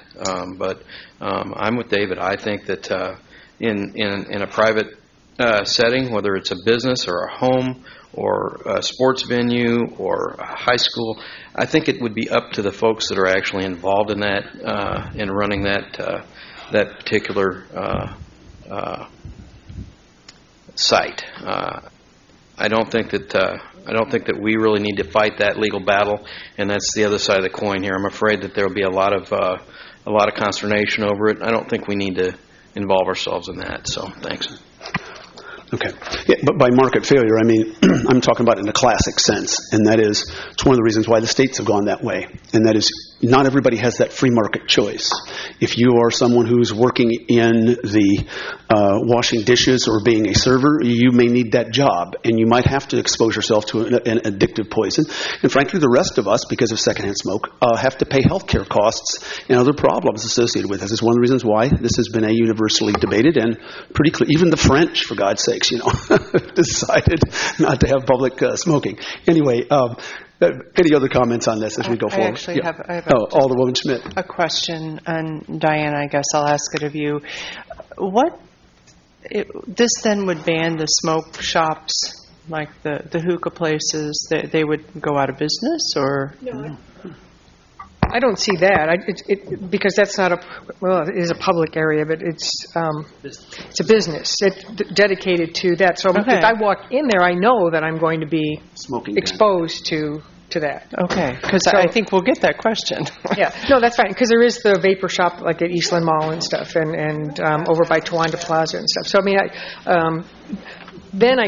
I said, though, if I walk in there, I know that I'm going to be exposed to that. They can smoke cigarettes too. Yeah. Well, not the vapor shop in Eastland Mall. Yeah. Okay. Thank you. Yeah. Okay. Alderwoman Burgess and Millawambwe. I was just wondering, Mr. Juergens, have you done any research on what other communities have done on this issue? Yeah, the council memo cites that there have been a few communities that have done this, and I think probably one of the easier ways to do it, and again, depending on which way the council goes, but if you want to go with kind of a complete ban on it, would just be to add language in our code that defines electronic cigarettes and then provides that no person shall smoke or use any e-cigarettes in any place where smoking is prohibited pursuant to the Smoke-Free Illinois Act. So you would have those exemptions for those few places that you are allowed to smoke and just tie it directly to basically what the state statute does. Others have their own kind of more expansive, broad scope of regulations, But I think in what I've looked at, the best route would be to just tie it to what the Act does. Now, on the other hand, if there's a majority of the council that would rather just ban it in the city's publicly owned buildings, then you could craft the ordinance that way too. It's really whichever the pleasure of the council wants to go. Alderman Wambui. I think I'd be more in favor of starting with city-owned facilities, not because I believe one way or another, but I think it's because I think city facilities are within our control, and it gives us a chance to kind of test the policy and see how people react to it. Okay. Actually, at this point, what I will do then is, given that, is ask. We've got essentially three conceptual options: prohibition in public places, as provided, I think, by Mr. Juergens initially, or just city-owned property, or no prohibition at all. So I wonder if I'll go in reverse numerical order, starting with the Ward 9, and just give us an idea if we should bother to move forward with this. You generally seem to think we should have an prohibition regardless of public place, kind of this treat them the same as regular cigarettes, or just in city-owned properties, or no prohibition. Option A. All facilities? Okay. A. A or B? City. Alderman Payne? City-owned facilities only. Okay. Option A. Okay. City-owned. Okay. I'm going to have to go back again. Okay. All right. The city-owned only were, if you put your hands up, okay. 1, 2, 3, 4, 5. And you were 50-50. Okay. So we have 5.5. Okay. 5.5. Okay. So at this point, if we prepare an ordinance, city-owned facilities with e-cigarettes. Okay. Okay. All right. Thank you very much. Moving forward, we have discussion on city's mission, vision, and values. Brief discussion on this, and start with Alderwoman Howman. Thank you again. Seems to be my night. At the November 2014 City Council staff retreat, we reviewed and began work on revising the city's mission, vision, and values that were adopted in, I believe, 2009. Due to time, we were not able to complete this task, and so in January, and I need to make sure I use the right term, a work group began meeting, and it included several folks from City Council, city staff, and folks from Bloomington 101. And over 3 meetings, we crafted the proposed mission, vision, and values that I believe are in your packet. No? I hope. Yes? No? Yes. Okay. Just checking to make sure. Yeah, page 195. Just a quick review. A mission should be less than 10 words to provide a guide for actions. And the mission that we have now, the current one, if you look at the back of your business card, just really rolls off your lips. And I mean no disrespect, but I do not have it committed to memory. And so a short mission statement is something that we all should be able to just, again, kind of have roll off our lips, should be all over. And I want to back up just a minute. The first discussion that this work group made was whether or not the mission, vision, and values should apply to the council or the staff or both. And we decided it should apply to the council, the staff, and the citizens as well, that we should be holding each other accountable for these. So the draft vision would stay the vision would stay the same. In a perfect world, what would we be? And we would be the jewel of Midwest cities. And then the draft values, we started out with 3 flip chart pages worth of potential values and brought them down to 3. And the department leaders suggested that each department then could determine what each of these would look like in their own department. And then, again, we can hold each other accountable for these. So, again, the mission, short, It's a guide for us. It would help us determine what action we should or could take. So if something is brought to us, we can refer back. How would this be impacted? How would this reflect our mission? And if we say it doesn't, we wouldn't take any further action. So I use Criterium as an example that we just had. Would Criterium uplift the city? I think it would. Would it promote and uplift the city? So there's an example. Yes. So it meets our overall mission for the city. So I think my 5 minutes are up. Okay. Comments? Well, I'm sorry. This was brought before the Committee of the Whole a year ago, June of 2015, and not exactly sure what happened to it after that. So that's why I asked it. I asked us just to make a decision one way or the other. Okay. Alderwoman Schmidt. A question, Diana. You had also shared with us this core values draft, the one sheet. I'm a little confused about. That's not mine. I have no idea where that came from, Karen. That first time I saw that was in the packet. Oh. I have no idea where it came from. Does anybody know where this came from? I think the city clerk's office provided this just as a draft from something previously and was asked to put it on everybody's table. Is that right, Jerry? There we go. Thank you, Nora. Stepping up to the plate. Okay. I can't say I know where it came from, but David, City Manager Hales, called this morning and asked that it be forwarded to you. So that's and from where David. did it come from? That I don't know. I just it has nothing to do with the work that we did. Okay. Well, I would like to comment that I like it a great deal. Not that I dislike what we have in front of us, but we have some other attributes on the core values draft that I think we would want to put into our values that include respect and trust.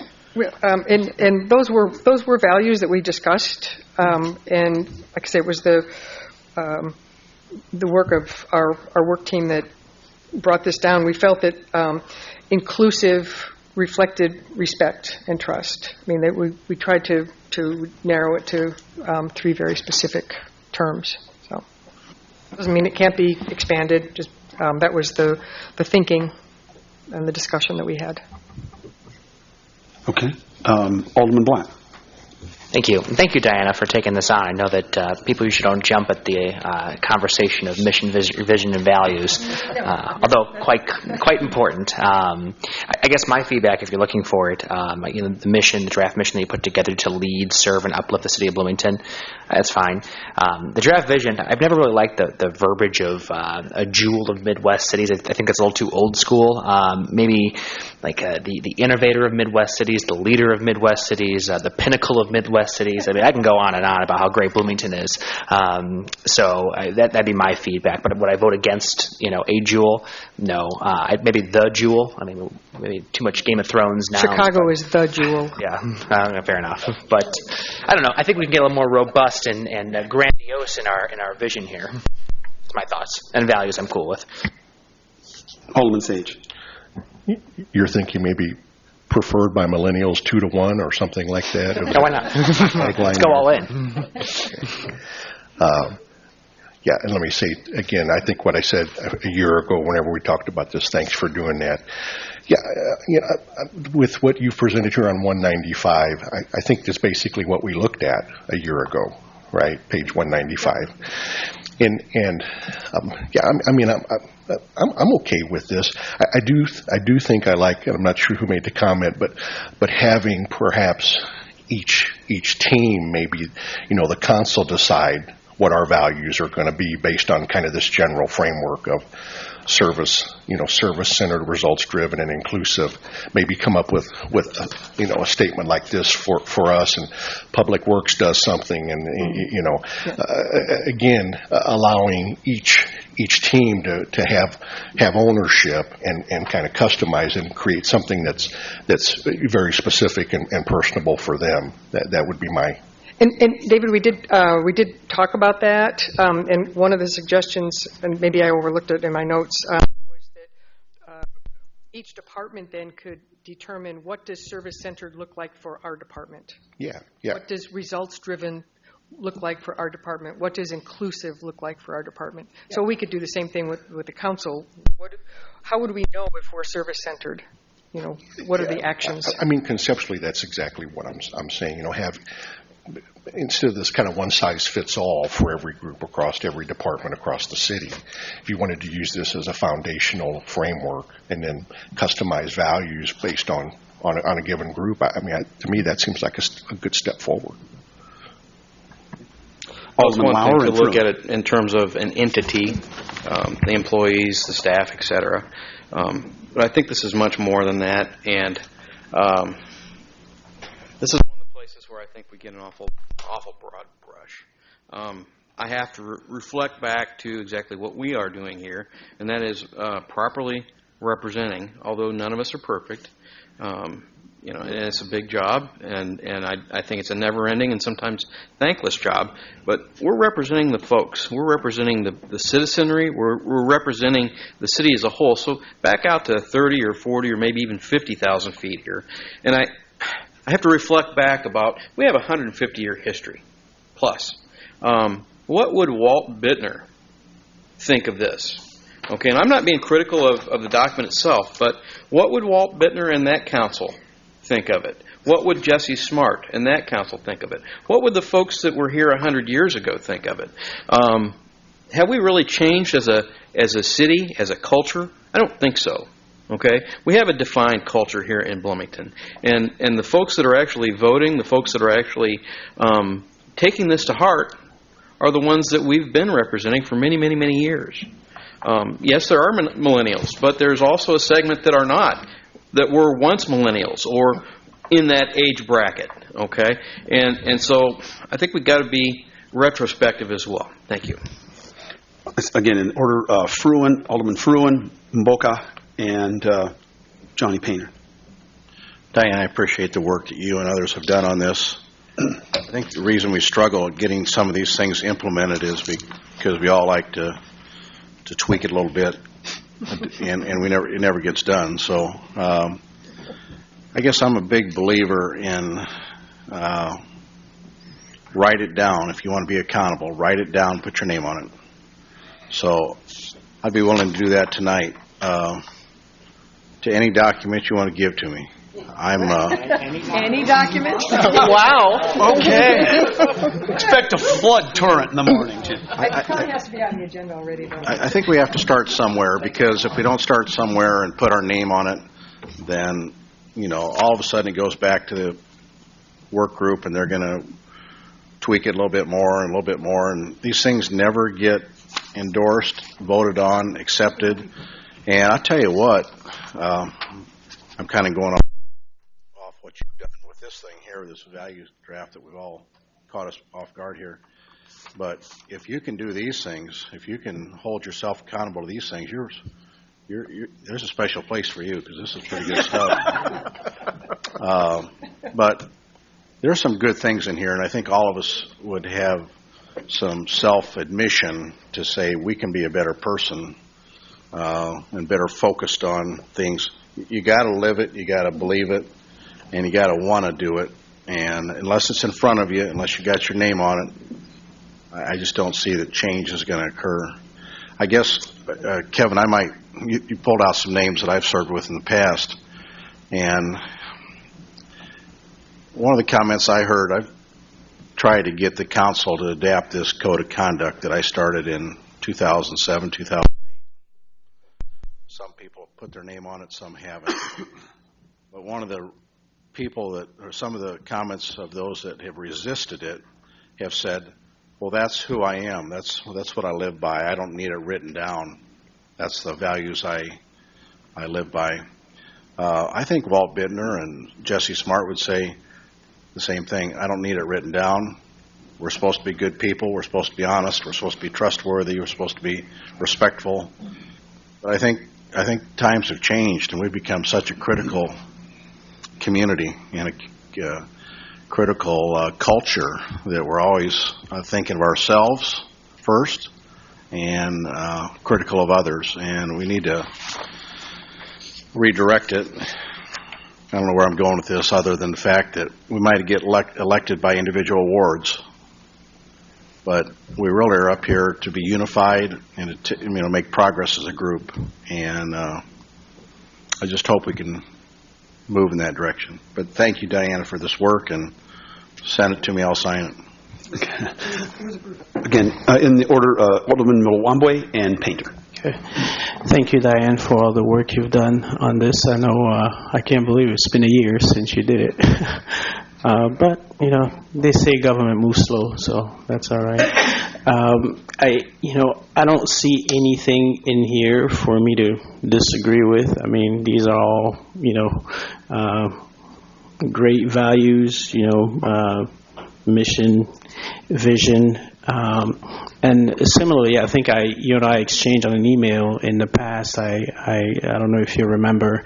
I would say the same thing about what we had before, because one thing I know about a lot of these exercising, like Jim said, it involves a lot of wordsmithing and nitpicking, and what about this word and that word, and I feel like a part of me dies every minute, that we do that. So I'm always very cautious about these things, because I think, as great as this is, I can guarantee you, 5-10 years from now, a new council will come in, or even in 3 years, and people will say, what? This doesn't make sense to me. Why? Because they did not participate in it. So if anything, I would encourage expediency. Let's just, if this is what we're going to do, let's just do it, adopt it, move on to the next stage, so we don't spend too much time on it. Okay. Alderwoman Painter. Well, thank you, Diana, for your work that you did on this.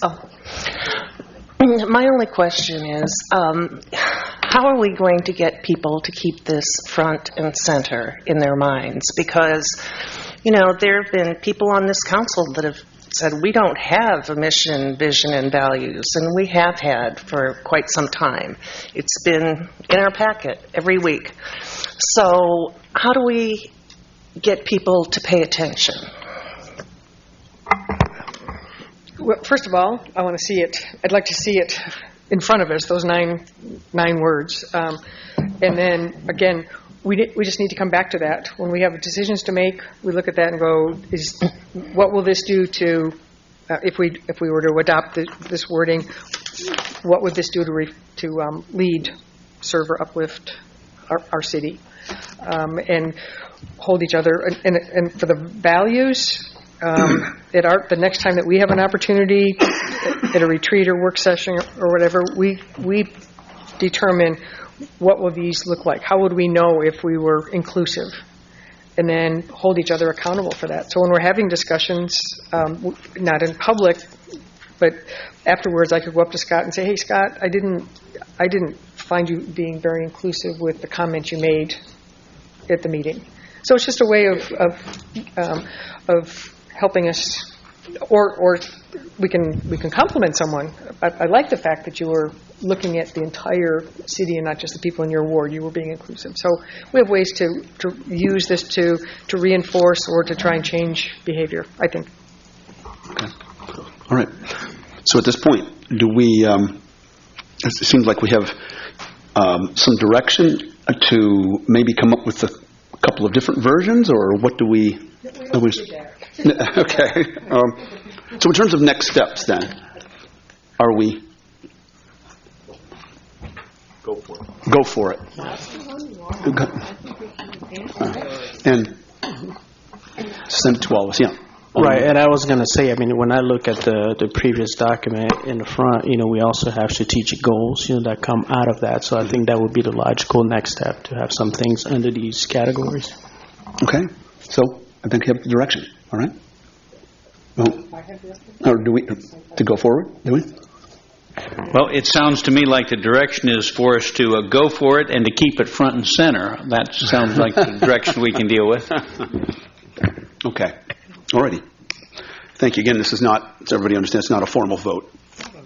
We're moving now to a presentation for a complete streets ordinance, and I'm going to start. You have you're budgeted for 15 minutes here with If I could add one thing to begin with this, what we're asking for here at the end of this would be some council direction to direct us to go ahead and move forward with amending the city code to add complete streets to it.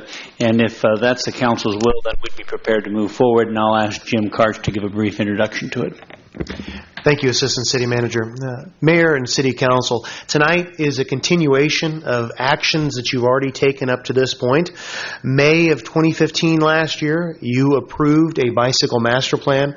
October of 2015, you approved an award-winning sidewalk master plan.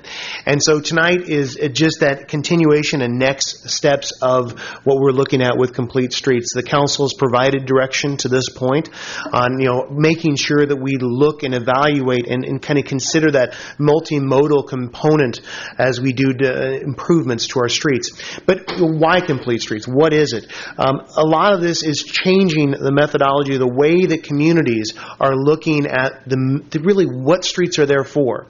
The traditional old school model is cars and cars alone, and sidewalks are just for the kids and the bikes and nothing else. Well, things have changed, and that is continuing to change, and is becoming more progressive and inclusive. And so what we're looking at is this Complete Streets is being adopted, this ordinance and other things have been adopted across the country, 31 states, 700 other units of local government, and that is growing. It is a kind of a continuing push and an ongoing effort with the DOT, Department of Transportation, both federal and state. And it's a progression. It's not something that is fully implemented everywhere. But what we're really looking at in this community is implementing and making it opportunistic for what you've already passed. And that's a key component is, you've already passed a sidewalk master plan, a bike master plan, and staff already is taking those into account, but we wanted to make sure to continue to get that ongoing direction and kind of be in line with where other communities are at. We have already, as we resurface streets, we look at, what are we going to do to make sure that they're compliant with the sidewalk plan, the bicycle master plan. For example, I'll give you Regency. If Regency is 4 lanes wide, and as Veterans Parkway developed, traffic started going off Regency.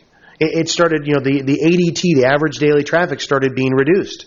Well, my goodness, if you look at that as a corridor to get to State Farm, to get to Eastland Mall, and on up into Fairway and over onto Emerson, that corridor can get from Illinois Wesleyan, Main Street. There's a long corridor there that bicyclists, pedestrians, and Connect Transit, it is a good multimodal type corridor. Those are the type of things that we plan for and want to implement. So this ordinance continues that. And so, again, the other aspect is just an annual little performance measure we want to include in there. Many others are doing that. How are we doing? How are you as a council moving the city forward with some of what you've already passed? And a lot of that's going to be driven, to be honest with you, by how much money we're using for resurfacing. The intention that staff is looking at this with is, this Complete Streets doesn't drive the process. It's as you're doing street, resurfacing, we look at, then when you're resurfacing, that's the opportunity. Because we've looked at areas like Jersey, and Jersey is one we've implemented, we've done. But we've had concerns expressed. It can be confusing. You've had to grind out different markings, and that can make it hard. So we try to say, well, how can we be opportunistic when they present themselves to capitalize on it? That's one of the key things we're looking to do. So thanks to Alderman Burgess. She helped with some of this coordination with the Town of Normal. Town of Normal, again, this is a partnership. We've tried to do this. Doesn't have to be exact, but if this is something beneficial to the community, it's nice when they mirror each other as much as possible. Another facet that was brought up by Connect Transit that I'd like to highlight, sidewalks. Our sidewalk aspect of the manual of practice is not progressive in its nature. What I mean by that is it is currently only sidewalk panels are only developed whenever the home is constructed.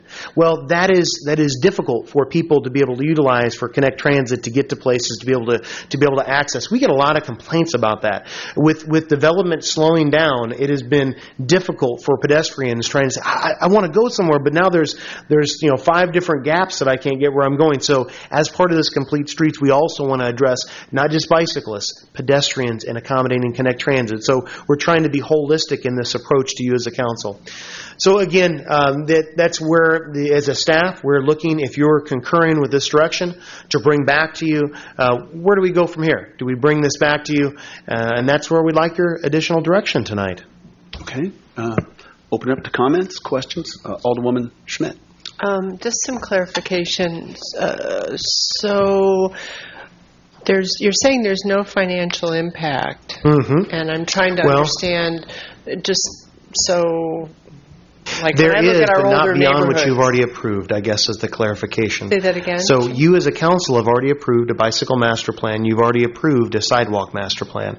If this is opportunistic in nature where it's already compliant with things you've passed, staff doesn't view it as additional burden beyond what you as a council have already passed. So it does cost money to accommodate, different things as part of the various master plans. But if you're assuming that what you've already passed is inclusive, that's where we're saying that statement. So just to put this in really pragmatic terms, so just thinking about our older parts of town where we have, collapsing sewers, really aging infrastructure. So you go and work on a block. Will this in any way deter us from working on 2 blocks? Good question. Will looking at the full complete street take money from doing more of the infrastructure work? I guess I'm asking. There's going to be point repairs. Another great question. There's times we're going to do pavement patching. Our own staff, Streets and Sewers, does mill and fill. Our own streets, and sewers crews, they dig. They dig cave-ins, and we'll have some of that also done by outside entities and contractors. But the point is that doesn't necessarily trigger. It's the holistic, the longer approach. Whenever you're resurfacing, reconstructing areas like that, that's what's more driving that and triggering it. And the other component, too, to keep in mind with Complete Streets is bicyclists now, by definition, they can be on streets. And so that's a key component. And so what we're trying to do is propagate and take advantage of opportunities where they're available. So bikes are able to be on every street, and by law, people have to be 3 feet away from them with their vehicle. So those are some key things to keep in mind. And so I think I hear you're saying that we can also do some retroactive work. I mean, I think of the baffling. It's baffling to me that we would not have sidewalks leading up to BHS, but we don't have sidewalks on Towanda and a lot of Locust. Yeah. So this might enable that kind of thing. The sidewalk master plan enables that. Okay. And so but this then says yes, we are continuing to look for opportunities. So as a council, you've already passed that, and we're thankful for that. I would like to help answer that question just a little bit, if I could. And I think it's important to understand that we're not going to propose that we take a street that is a usable street now and tear it up to make it a complete street. By opportunistic, what we mean is when we are going to have to do some work on it, then we will make it in accordance with the complete street plan. Okay. We go Alderman Fruin, Milawambwe, and excuse me, I'm in the wrong one. Burgess, Fruin, and Maboka. Got to scratch my previous list. All right, thank you. First, I'd like to compliment Jim and his department because they are very good at what they do. And sometimes it can be hard for people to go to someone who's good at what they do and say, we like what you're doing it well, but we'd like you to do it differently. And you've been very, very opening and welcoming to the challenges that this might bring in terms of looking at things differently than the city has looked at them before. Because in reality, a complete streets ordinance is just a philosophical statement. It doesn't compel any certain action, but it does ask that staff take that into consideration when performing future activities. I have 2 questions for you. Number one, it's my understanding that the comprehensive plan that we have passed, the Bring It On Bloomington plan, does have language in there about complete streets. And could you just talk about that briefly? That's exactly right. It should have been part of the presentation, really. And so, yes, that's another document that you've already passed as a council. This is just, again, it should all be seamless. If one fights against the other, then there's something wrong. And so with the Bloomington Comprehensive Plan, just as Alderman Burgess pointed out, that's another thing that staff considers and looks at as part of the street network. Thank you. The comprehensive plan actually says the city of Bloomington shall adopt a complete streets policy. That's correct. So this action is just consistent with implementing the comprehensive plan that we've already adopted. The second question is, after tonight, assuming that there is broad support for this on council, will you be circulating draft ordinance language? I know you've already been working on some thoughts and some ideas with your intern. Will that circulate to council prior to it coming to the agenda? Yes. Yeah, we already have a draft we've been working on extensively, and I think it'd be advantageous for the council to have the ability to look at that ahead of time. It should be in conformance with what you would expect, but it's good to have that opportunity ahead of time. And just one final thing. I actually, I'd hoped to do it before the meeting, but I ran out of time. So I apologize for not giving everyone a heads up, and for you, Jim, too. This is going to catch you by surprise. Always fun. Great. But I am going to be circulating to council a couple of proposed resolutions that I would suggest we consider at the same time, that we can consider a complete streets ordinance as two ways we can complement that adoption. And so I'm just going to circulate those. If you support it, we can let Nora know, and it could be put on the agenda if enough council members support it. If not, then they just die there. Keep in mind that the resolutions that I've drafted are in draft form. They haven't been reviewed by anyone else, and they're probably full of typos. But they would do two things. Number one, I'm pretty sure I've heard Jim say from time to time that we desperately need a traffic engineer. And so one of the resolutions would be to instruct the city manager to include funding for a traffic engineer in our next fiscal year budget, because I think at this particular time, when we are spending more than ever on infrastructure, we desperately need to make sure we have the resources to do that professionally and promptly. And so I think that's worth talking about. The second one is to make some changes in terms of transparency and resident oversight, because I do often hear frustration from residents that they're not part of this street design process as much as they would like to be. And of course, I'm not talking about the technical engineering facets of that, because those will always belong to the experts. But even when we are within the realm of acceptable and safe practices, there are choices to be made. And I think it's worthwhile for council to discuss whether there is a way to increase transparency and oversight there to make sure that residents feel like they're part of the process. So I'll pass those around, take a look, and let me know what you think. Thank you. Great. Again, Alderman Fruin, Milawambwe, Black, Sage, and Lauer. I believe that's the order. Fruin? Jim? Jim, one question. Do we have a practice or policy with regard to increasing the width of a sidewalk when there's just a narrow measurement between the sidewalk and the curb? Alderman Fruin, that's a great question, because things have changed over time. Whenever 30 years ago, 4 foot was the standard. Whenever I started back 20 years ago, things have changed in that time period. So you've got 4 foot now with American Disabilities Act, 5 foot. 5 foot is kind of that standard, and that's one of those areas that, again, as a city, we would be looking to make those modifications to the manual of practice to comply with the width. So, and again, most communities, as you start updating those manual of practices, it's not for existing subdivisions, it is for new subdivisions that come in so they understand what their expectations are. And then another aspect of that sidewalk compliance, too, is that whenever you put that all in at one time, it's commonly accepted that you don't put it in at 4 inches. You put that in at a little bit thicker. While they're there, it's two extra inches of asphalt, but it helps to prevent it from breaking whenever you have construction vehicles driving over it. In your driveways, it's already a standard. You already have the standard of making it 6 inches. And so as many driveways as we have in the higher density areas, it's just propagating that and continuing it. But in answer to the other aspect of your question is, when we come in and repair just certain pieces, it depends on how much we're repairing. If it's only a small section, what we want to be careful of and wary of is having like 2 panels of a 5 foot and the rest be 4 foot. That's unfortunately just awkward in nature, and we have to wait until there's more extensive repairs to bring it to more of that 5 foot. I think we've all seen situations in the community where we've intentionally widened the sidewalk, maybe to connect a couple pieces of the trail. I'm thinking of East Lincoln Street. North side of GE or south side of GE, yeah. Several spots. Yep. And anyway, this is going to take many years. And one thing I appreciated you hearing you say is that this is going to be similar to, like, I'm not going to use your words, you did a better job, like normal, because when we use, obviously the north-south streets when we talk about Linden and Fell and Clinton Place and Tawanda Avenue, and really the community needs to see us working in together with Normal.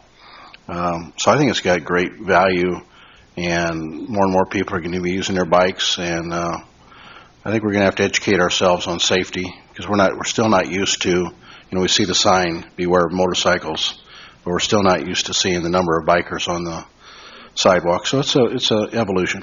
One good facet is we have some very good advocacy groups in this community, and they really do make it a strong point to continue to educate the public.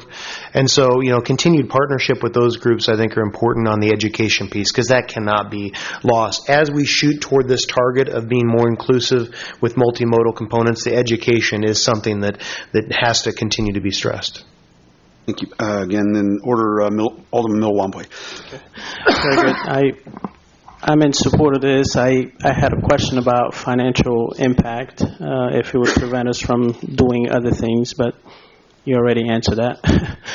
I had a question about sidewalks and heavy equipment, because I think and I don't know if I was distracted for a moment as we were passing things around. I don't know if you answered that question from Alderman Fruin, but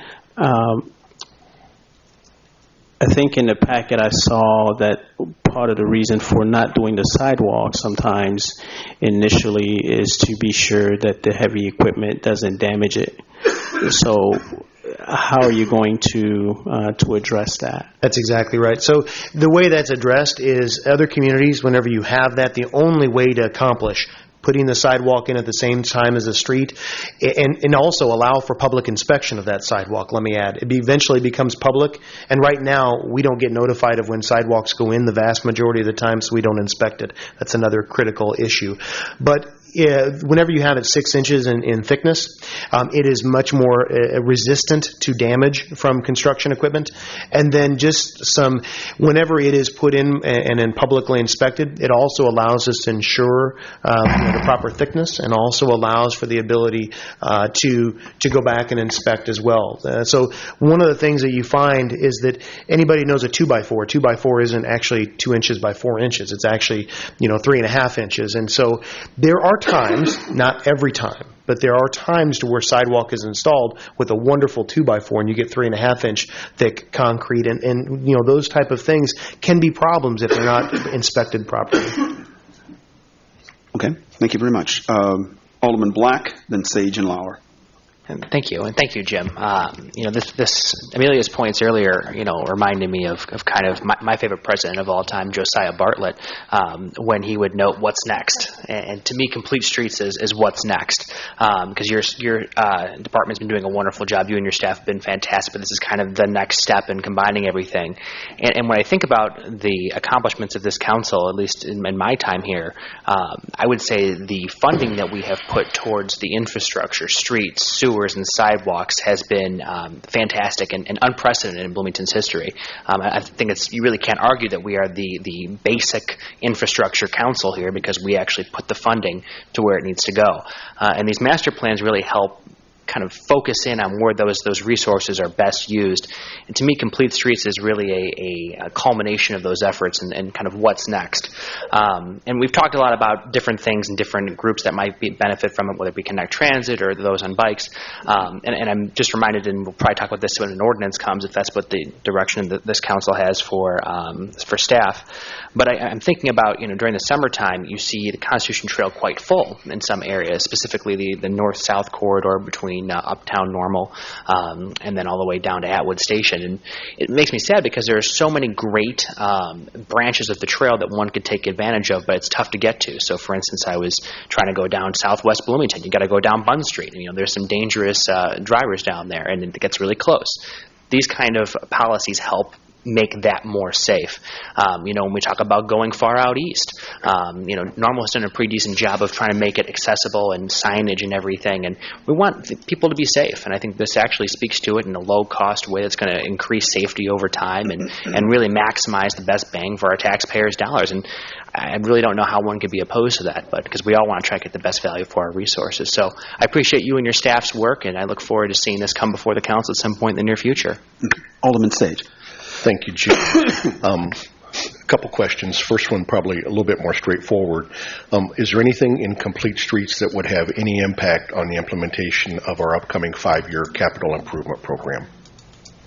It will be, yes, it will have an impact on it, but only through the implementation of what council has already passed. So what I mean by that is, in the same way that when we resurface a street, we have to look at the storm sewer, we have to look at the sanitary sewer, we also have to look at the sidewalk. Are there bike accommodations we have to consider? All of those things will be driven in the process. And so whenever we go back to that 20-year, complete street block by block mentality, that's what will be driven as part of this large capital investment project. And maybe I didn't ask this the right way. The 5-year capital improvement program is the convergence and the culmination of a number of master studies over the last 5 years or so. That will help set the infrastructure priority, if you will, for the city over the next 5 years.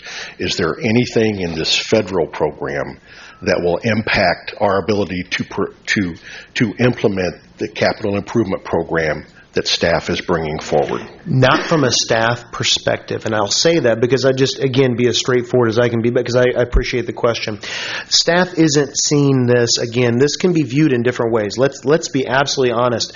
There are different feelings about, bikes and where are bikes used, and there are people that feel very strongly on both. Let's just be frank, they're strong on both sides of the issue.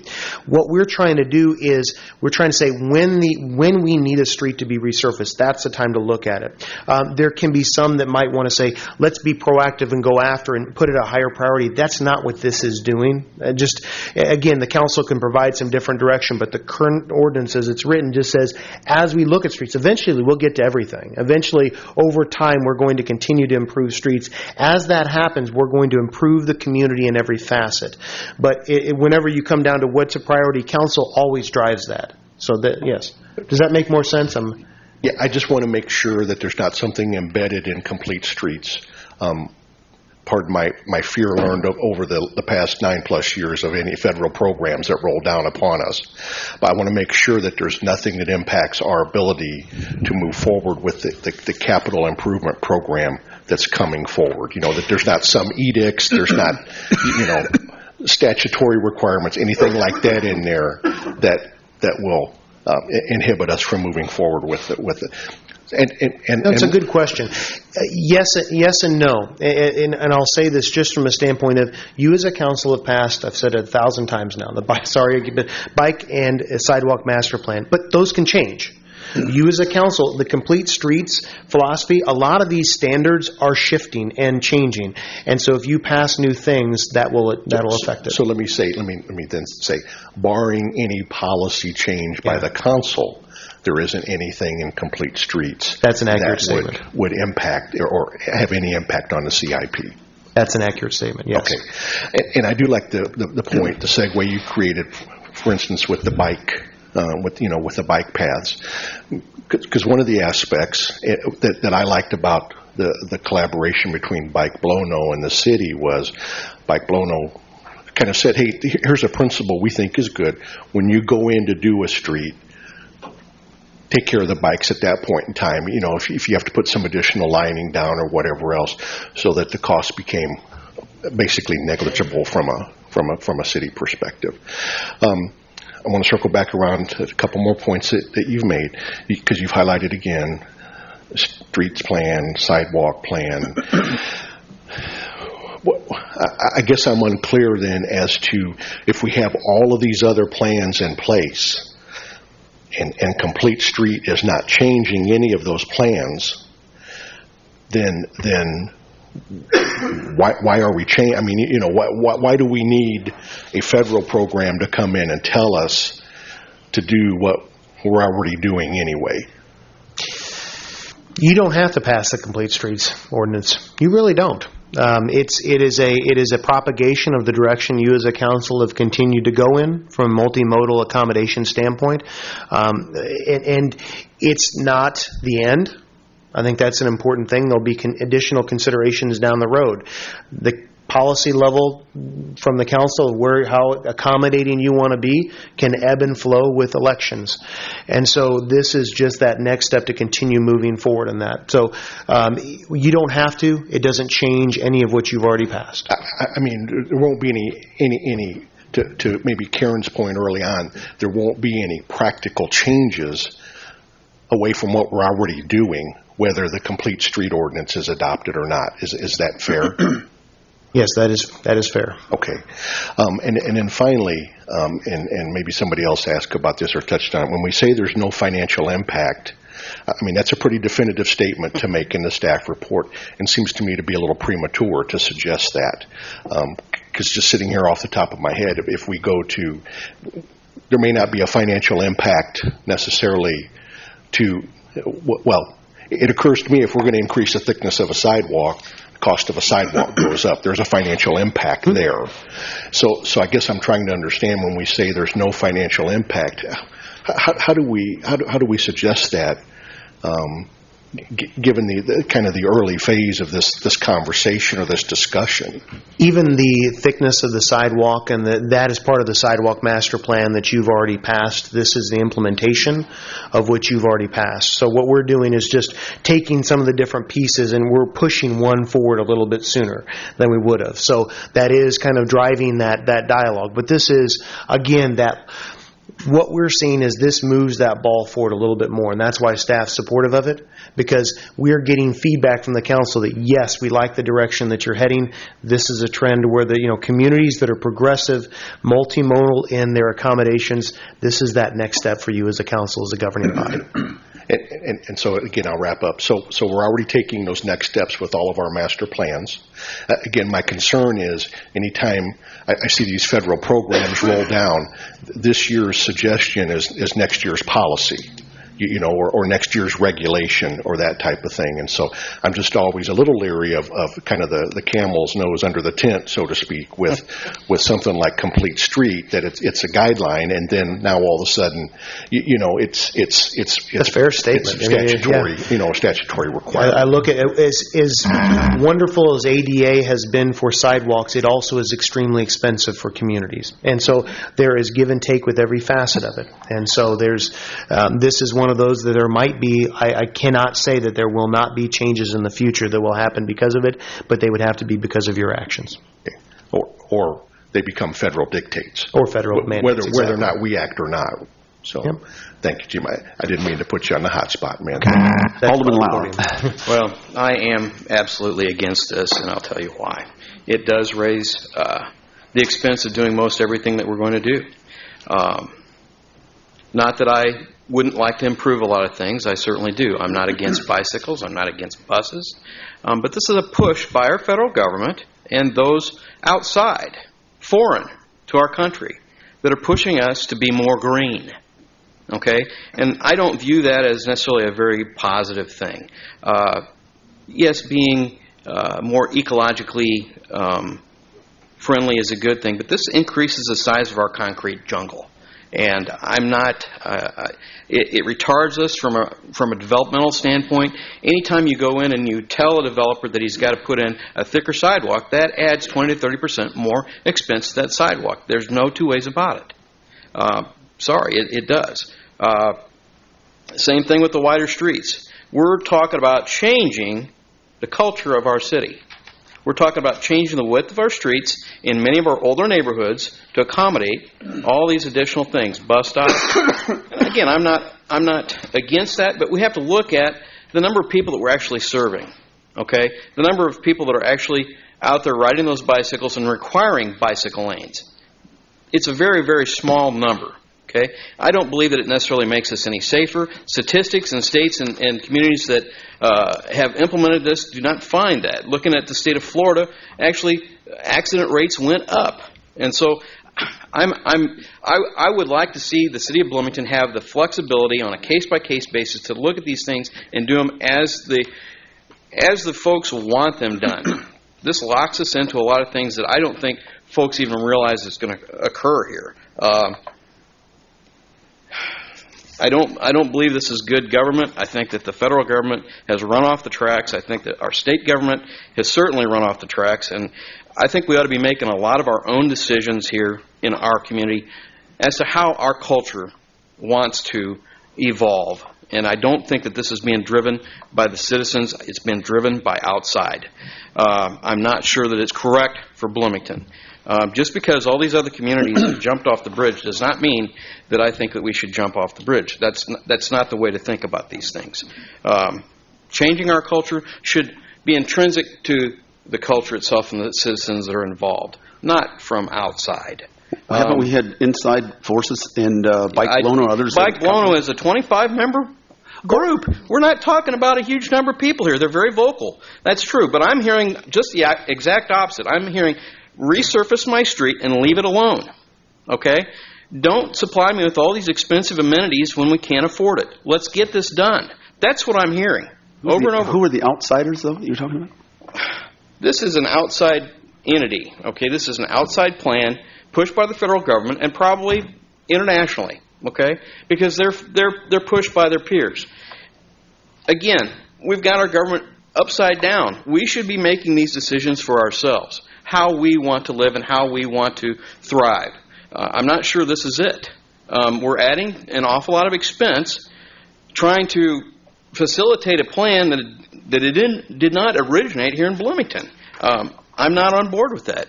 If the citizens demand it, and we've got hundreds of bicycles out there every day that want bicycle lanes, okay, I'll go along with that. But that's not what I'm hearing from my constituents or anybody across town.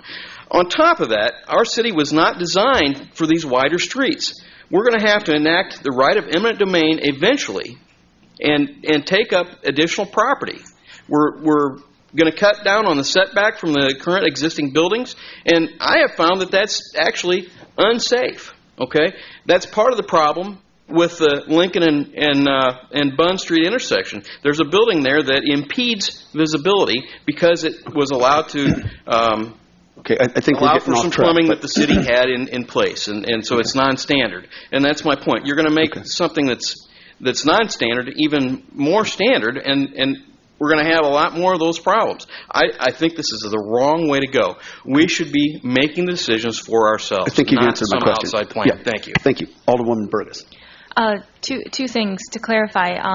I know there was a reference to the fact that the federal government and the National Highway Transportation Authority is supportive of complete streets and multimodal transportation. This is not the adoption of a federal program. This is the adoption of philosophy. The philosophy can take a lot of different forms and different shapes. Complete streets in general just says that when we are building streets or designing streets, we look at more than just moving traffic from point A to point B as quickly as possible. And that we are looking about the impact the streets have on the community, the residents who live there. We're looking at other people who use the street, pedestrians, bicycles, transit. So it's just a general philosophical statement. This is not a program that is being, that we would be adopting or in any way signing up for. I mean, would the federal government at some point or the state government create mandatory benchmarks of some kind? Maybe. But I don't know that we can spend time speculating as to what they might do because it's very difficult to predict. I also think there are some misunderstandings about the focus of complete streets because there's a lot of talk about bike lanes and other ways to make streets safer, and apparently that has created the presumption that requires widening streets, and it's actually quite the opposite, that complete streets calls for a cessation of overbuilding our infrastructure. So it actually, in the long run, hopefully will be cheaper, that we don't need to build a 4-lane road when a 2-lane road will work. That kind of philosophy, so that we stop encroaching on people's yards, and we keep in mind that the overall goal is not to build streets for the speed of traffic. I mean, we have streets in the city of Bloomington that have wider lanes than the interstate. And I think that the data is pretty clear, and Jim will correct me if I'm wrong, the data is pretty clear that when you widen a street, you don't make it safer, you make it faster. And that, as Mr. McCurdy stated earlier, the faster a car is going, the more likelihood that there will be greater harm if there is a negative interaction. So complete streets is about safety and avoiding the overbuilding of infrastructure, and I think that's all I've got to say about that. Thank you. Okay. We'll circle back. Alderman Black and Howman, and then I will circle back around and then ask if you generally are supportive of staff moving forward. Yeah, thank you. And that was actually going to be one of my questions for you, Mayor, is kind of what's the next steps out of this conversation? Because I'd hate to have, if we decide to move forward, a rehash of this conversation in a subsequent meeting, as we've already getting on 2.5 hours with this meeting. So I guess my only feedback would be, I respect Alderman Lauer. I see what you're saying about the bike lanes, and you've alluded to some international organizations. I've never been contacted by an international organization, but I do know that my residents are, when I ran for county board back in the day, both times when I ran for city council, the question was, how can we get the Constitution Trail to my neighborhood? I want that access to the trail, to all the amenities it offers, and what's the fastest way to make that happen? It's a time-consuming, laborious process, and I just philosophically do not believe that cars should have a monopoly on the roads. I think there's a part of our role up here is to craft a public good, and I think there's a public good that comes from sharing the roads. I ride my bike here and there, not like I used to, but you're not going to get me to get on Veterans Parkway on the road. There's no way. That's just not safe. But it shouldn't be like the wall to get past there because it's next to impossible to get across Veterans Parkway in the system that we have. And maybe over time we craft policies such as these that make it a little bit easier, more cost-effective. I mean, the backup materials, you'll note they talk about economic development that comes from this. Look at some of the Route 66 trail and how the smaller towns in those corridors have really appreciated that traffic coming through. So I appreciate your thought, and no one wants to put anybody in a dangerous situation, but I think at some point in time we have to make a philosophical choice that this is something that's driven by our that residents. Not everyone's going to agree, but there should not be a monopoly of the roads just for cars, and I think this is the first step in that direction. On that note, before I turn to Alderwoman Howman, I mean, it's certainly the world is becoming multimodal, and obviously, Kevin, our generation is definitely automobile oriented, and as I've said before, I have had more midlife crisis cars than I have wrinkles, so I'm definitely of that generation. But at the same time, the world's becoming more multimodal. Most of the world actually never did, become as dependent on the automobile as our country, and we're moving in a different direction. Alderwoman Howman. Thanks, Jim, for the presentation.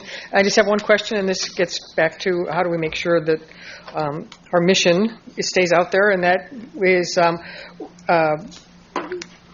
just a yes or no question. Will this do anything to lead, serve, and uplift the city of Bloomington? Yes. Right. That's all I need. Okay, at this point, essentially what the staff, in terms of direction, do we move forward? Does the staff move forward with a draft of the text amendments to chapters 38 and 24 and the amendments to chapter 5? Pursuant to this, it's essentially just a yes or no at this point. I'm going to I'll start with number 1 to 9. Absolutely not. Okay. Alderman Sage. Yeah, I'm interested in seeing some draft of an ordinance. I'm not willing to say that I'm going to support it, but I'd like to better understand. I mean, this is something that really had no council conversation before tonight, although it appears there's been, at least according to the paper, there have been a lot of conversations away from the council, but that's another day. But I'm at least willing to look at some drafts and have a better understanding of the potential cost, because again, it seems to me premature to suggest there's no financial impact with this. Alderman Wambwe. Okay, yeah. Let's move forward with the draft and see what happens. Alderwoman Burgess. Yes. Alderwoman Painter. Yes. Alderwoman Schmidt. Yes. Alderman Black. Absolutely yes. Alderwoman Howman. Yes. Alderman Fruin. Yes. Okay. So you do have your direction, Mr. Rasmussen. Okay. At this point? Yes, thank you very much. We've got what we need, and we'll bring something forward for everybody to look at. Okay. Thank you very much. At this point, is there a motion to adjourn? So moved. Wow, several people. Moved by Alderwoman Schmidt, second by Alderman Fruin. All in favor signify by saying aye. Aye. We're adjourned.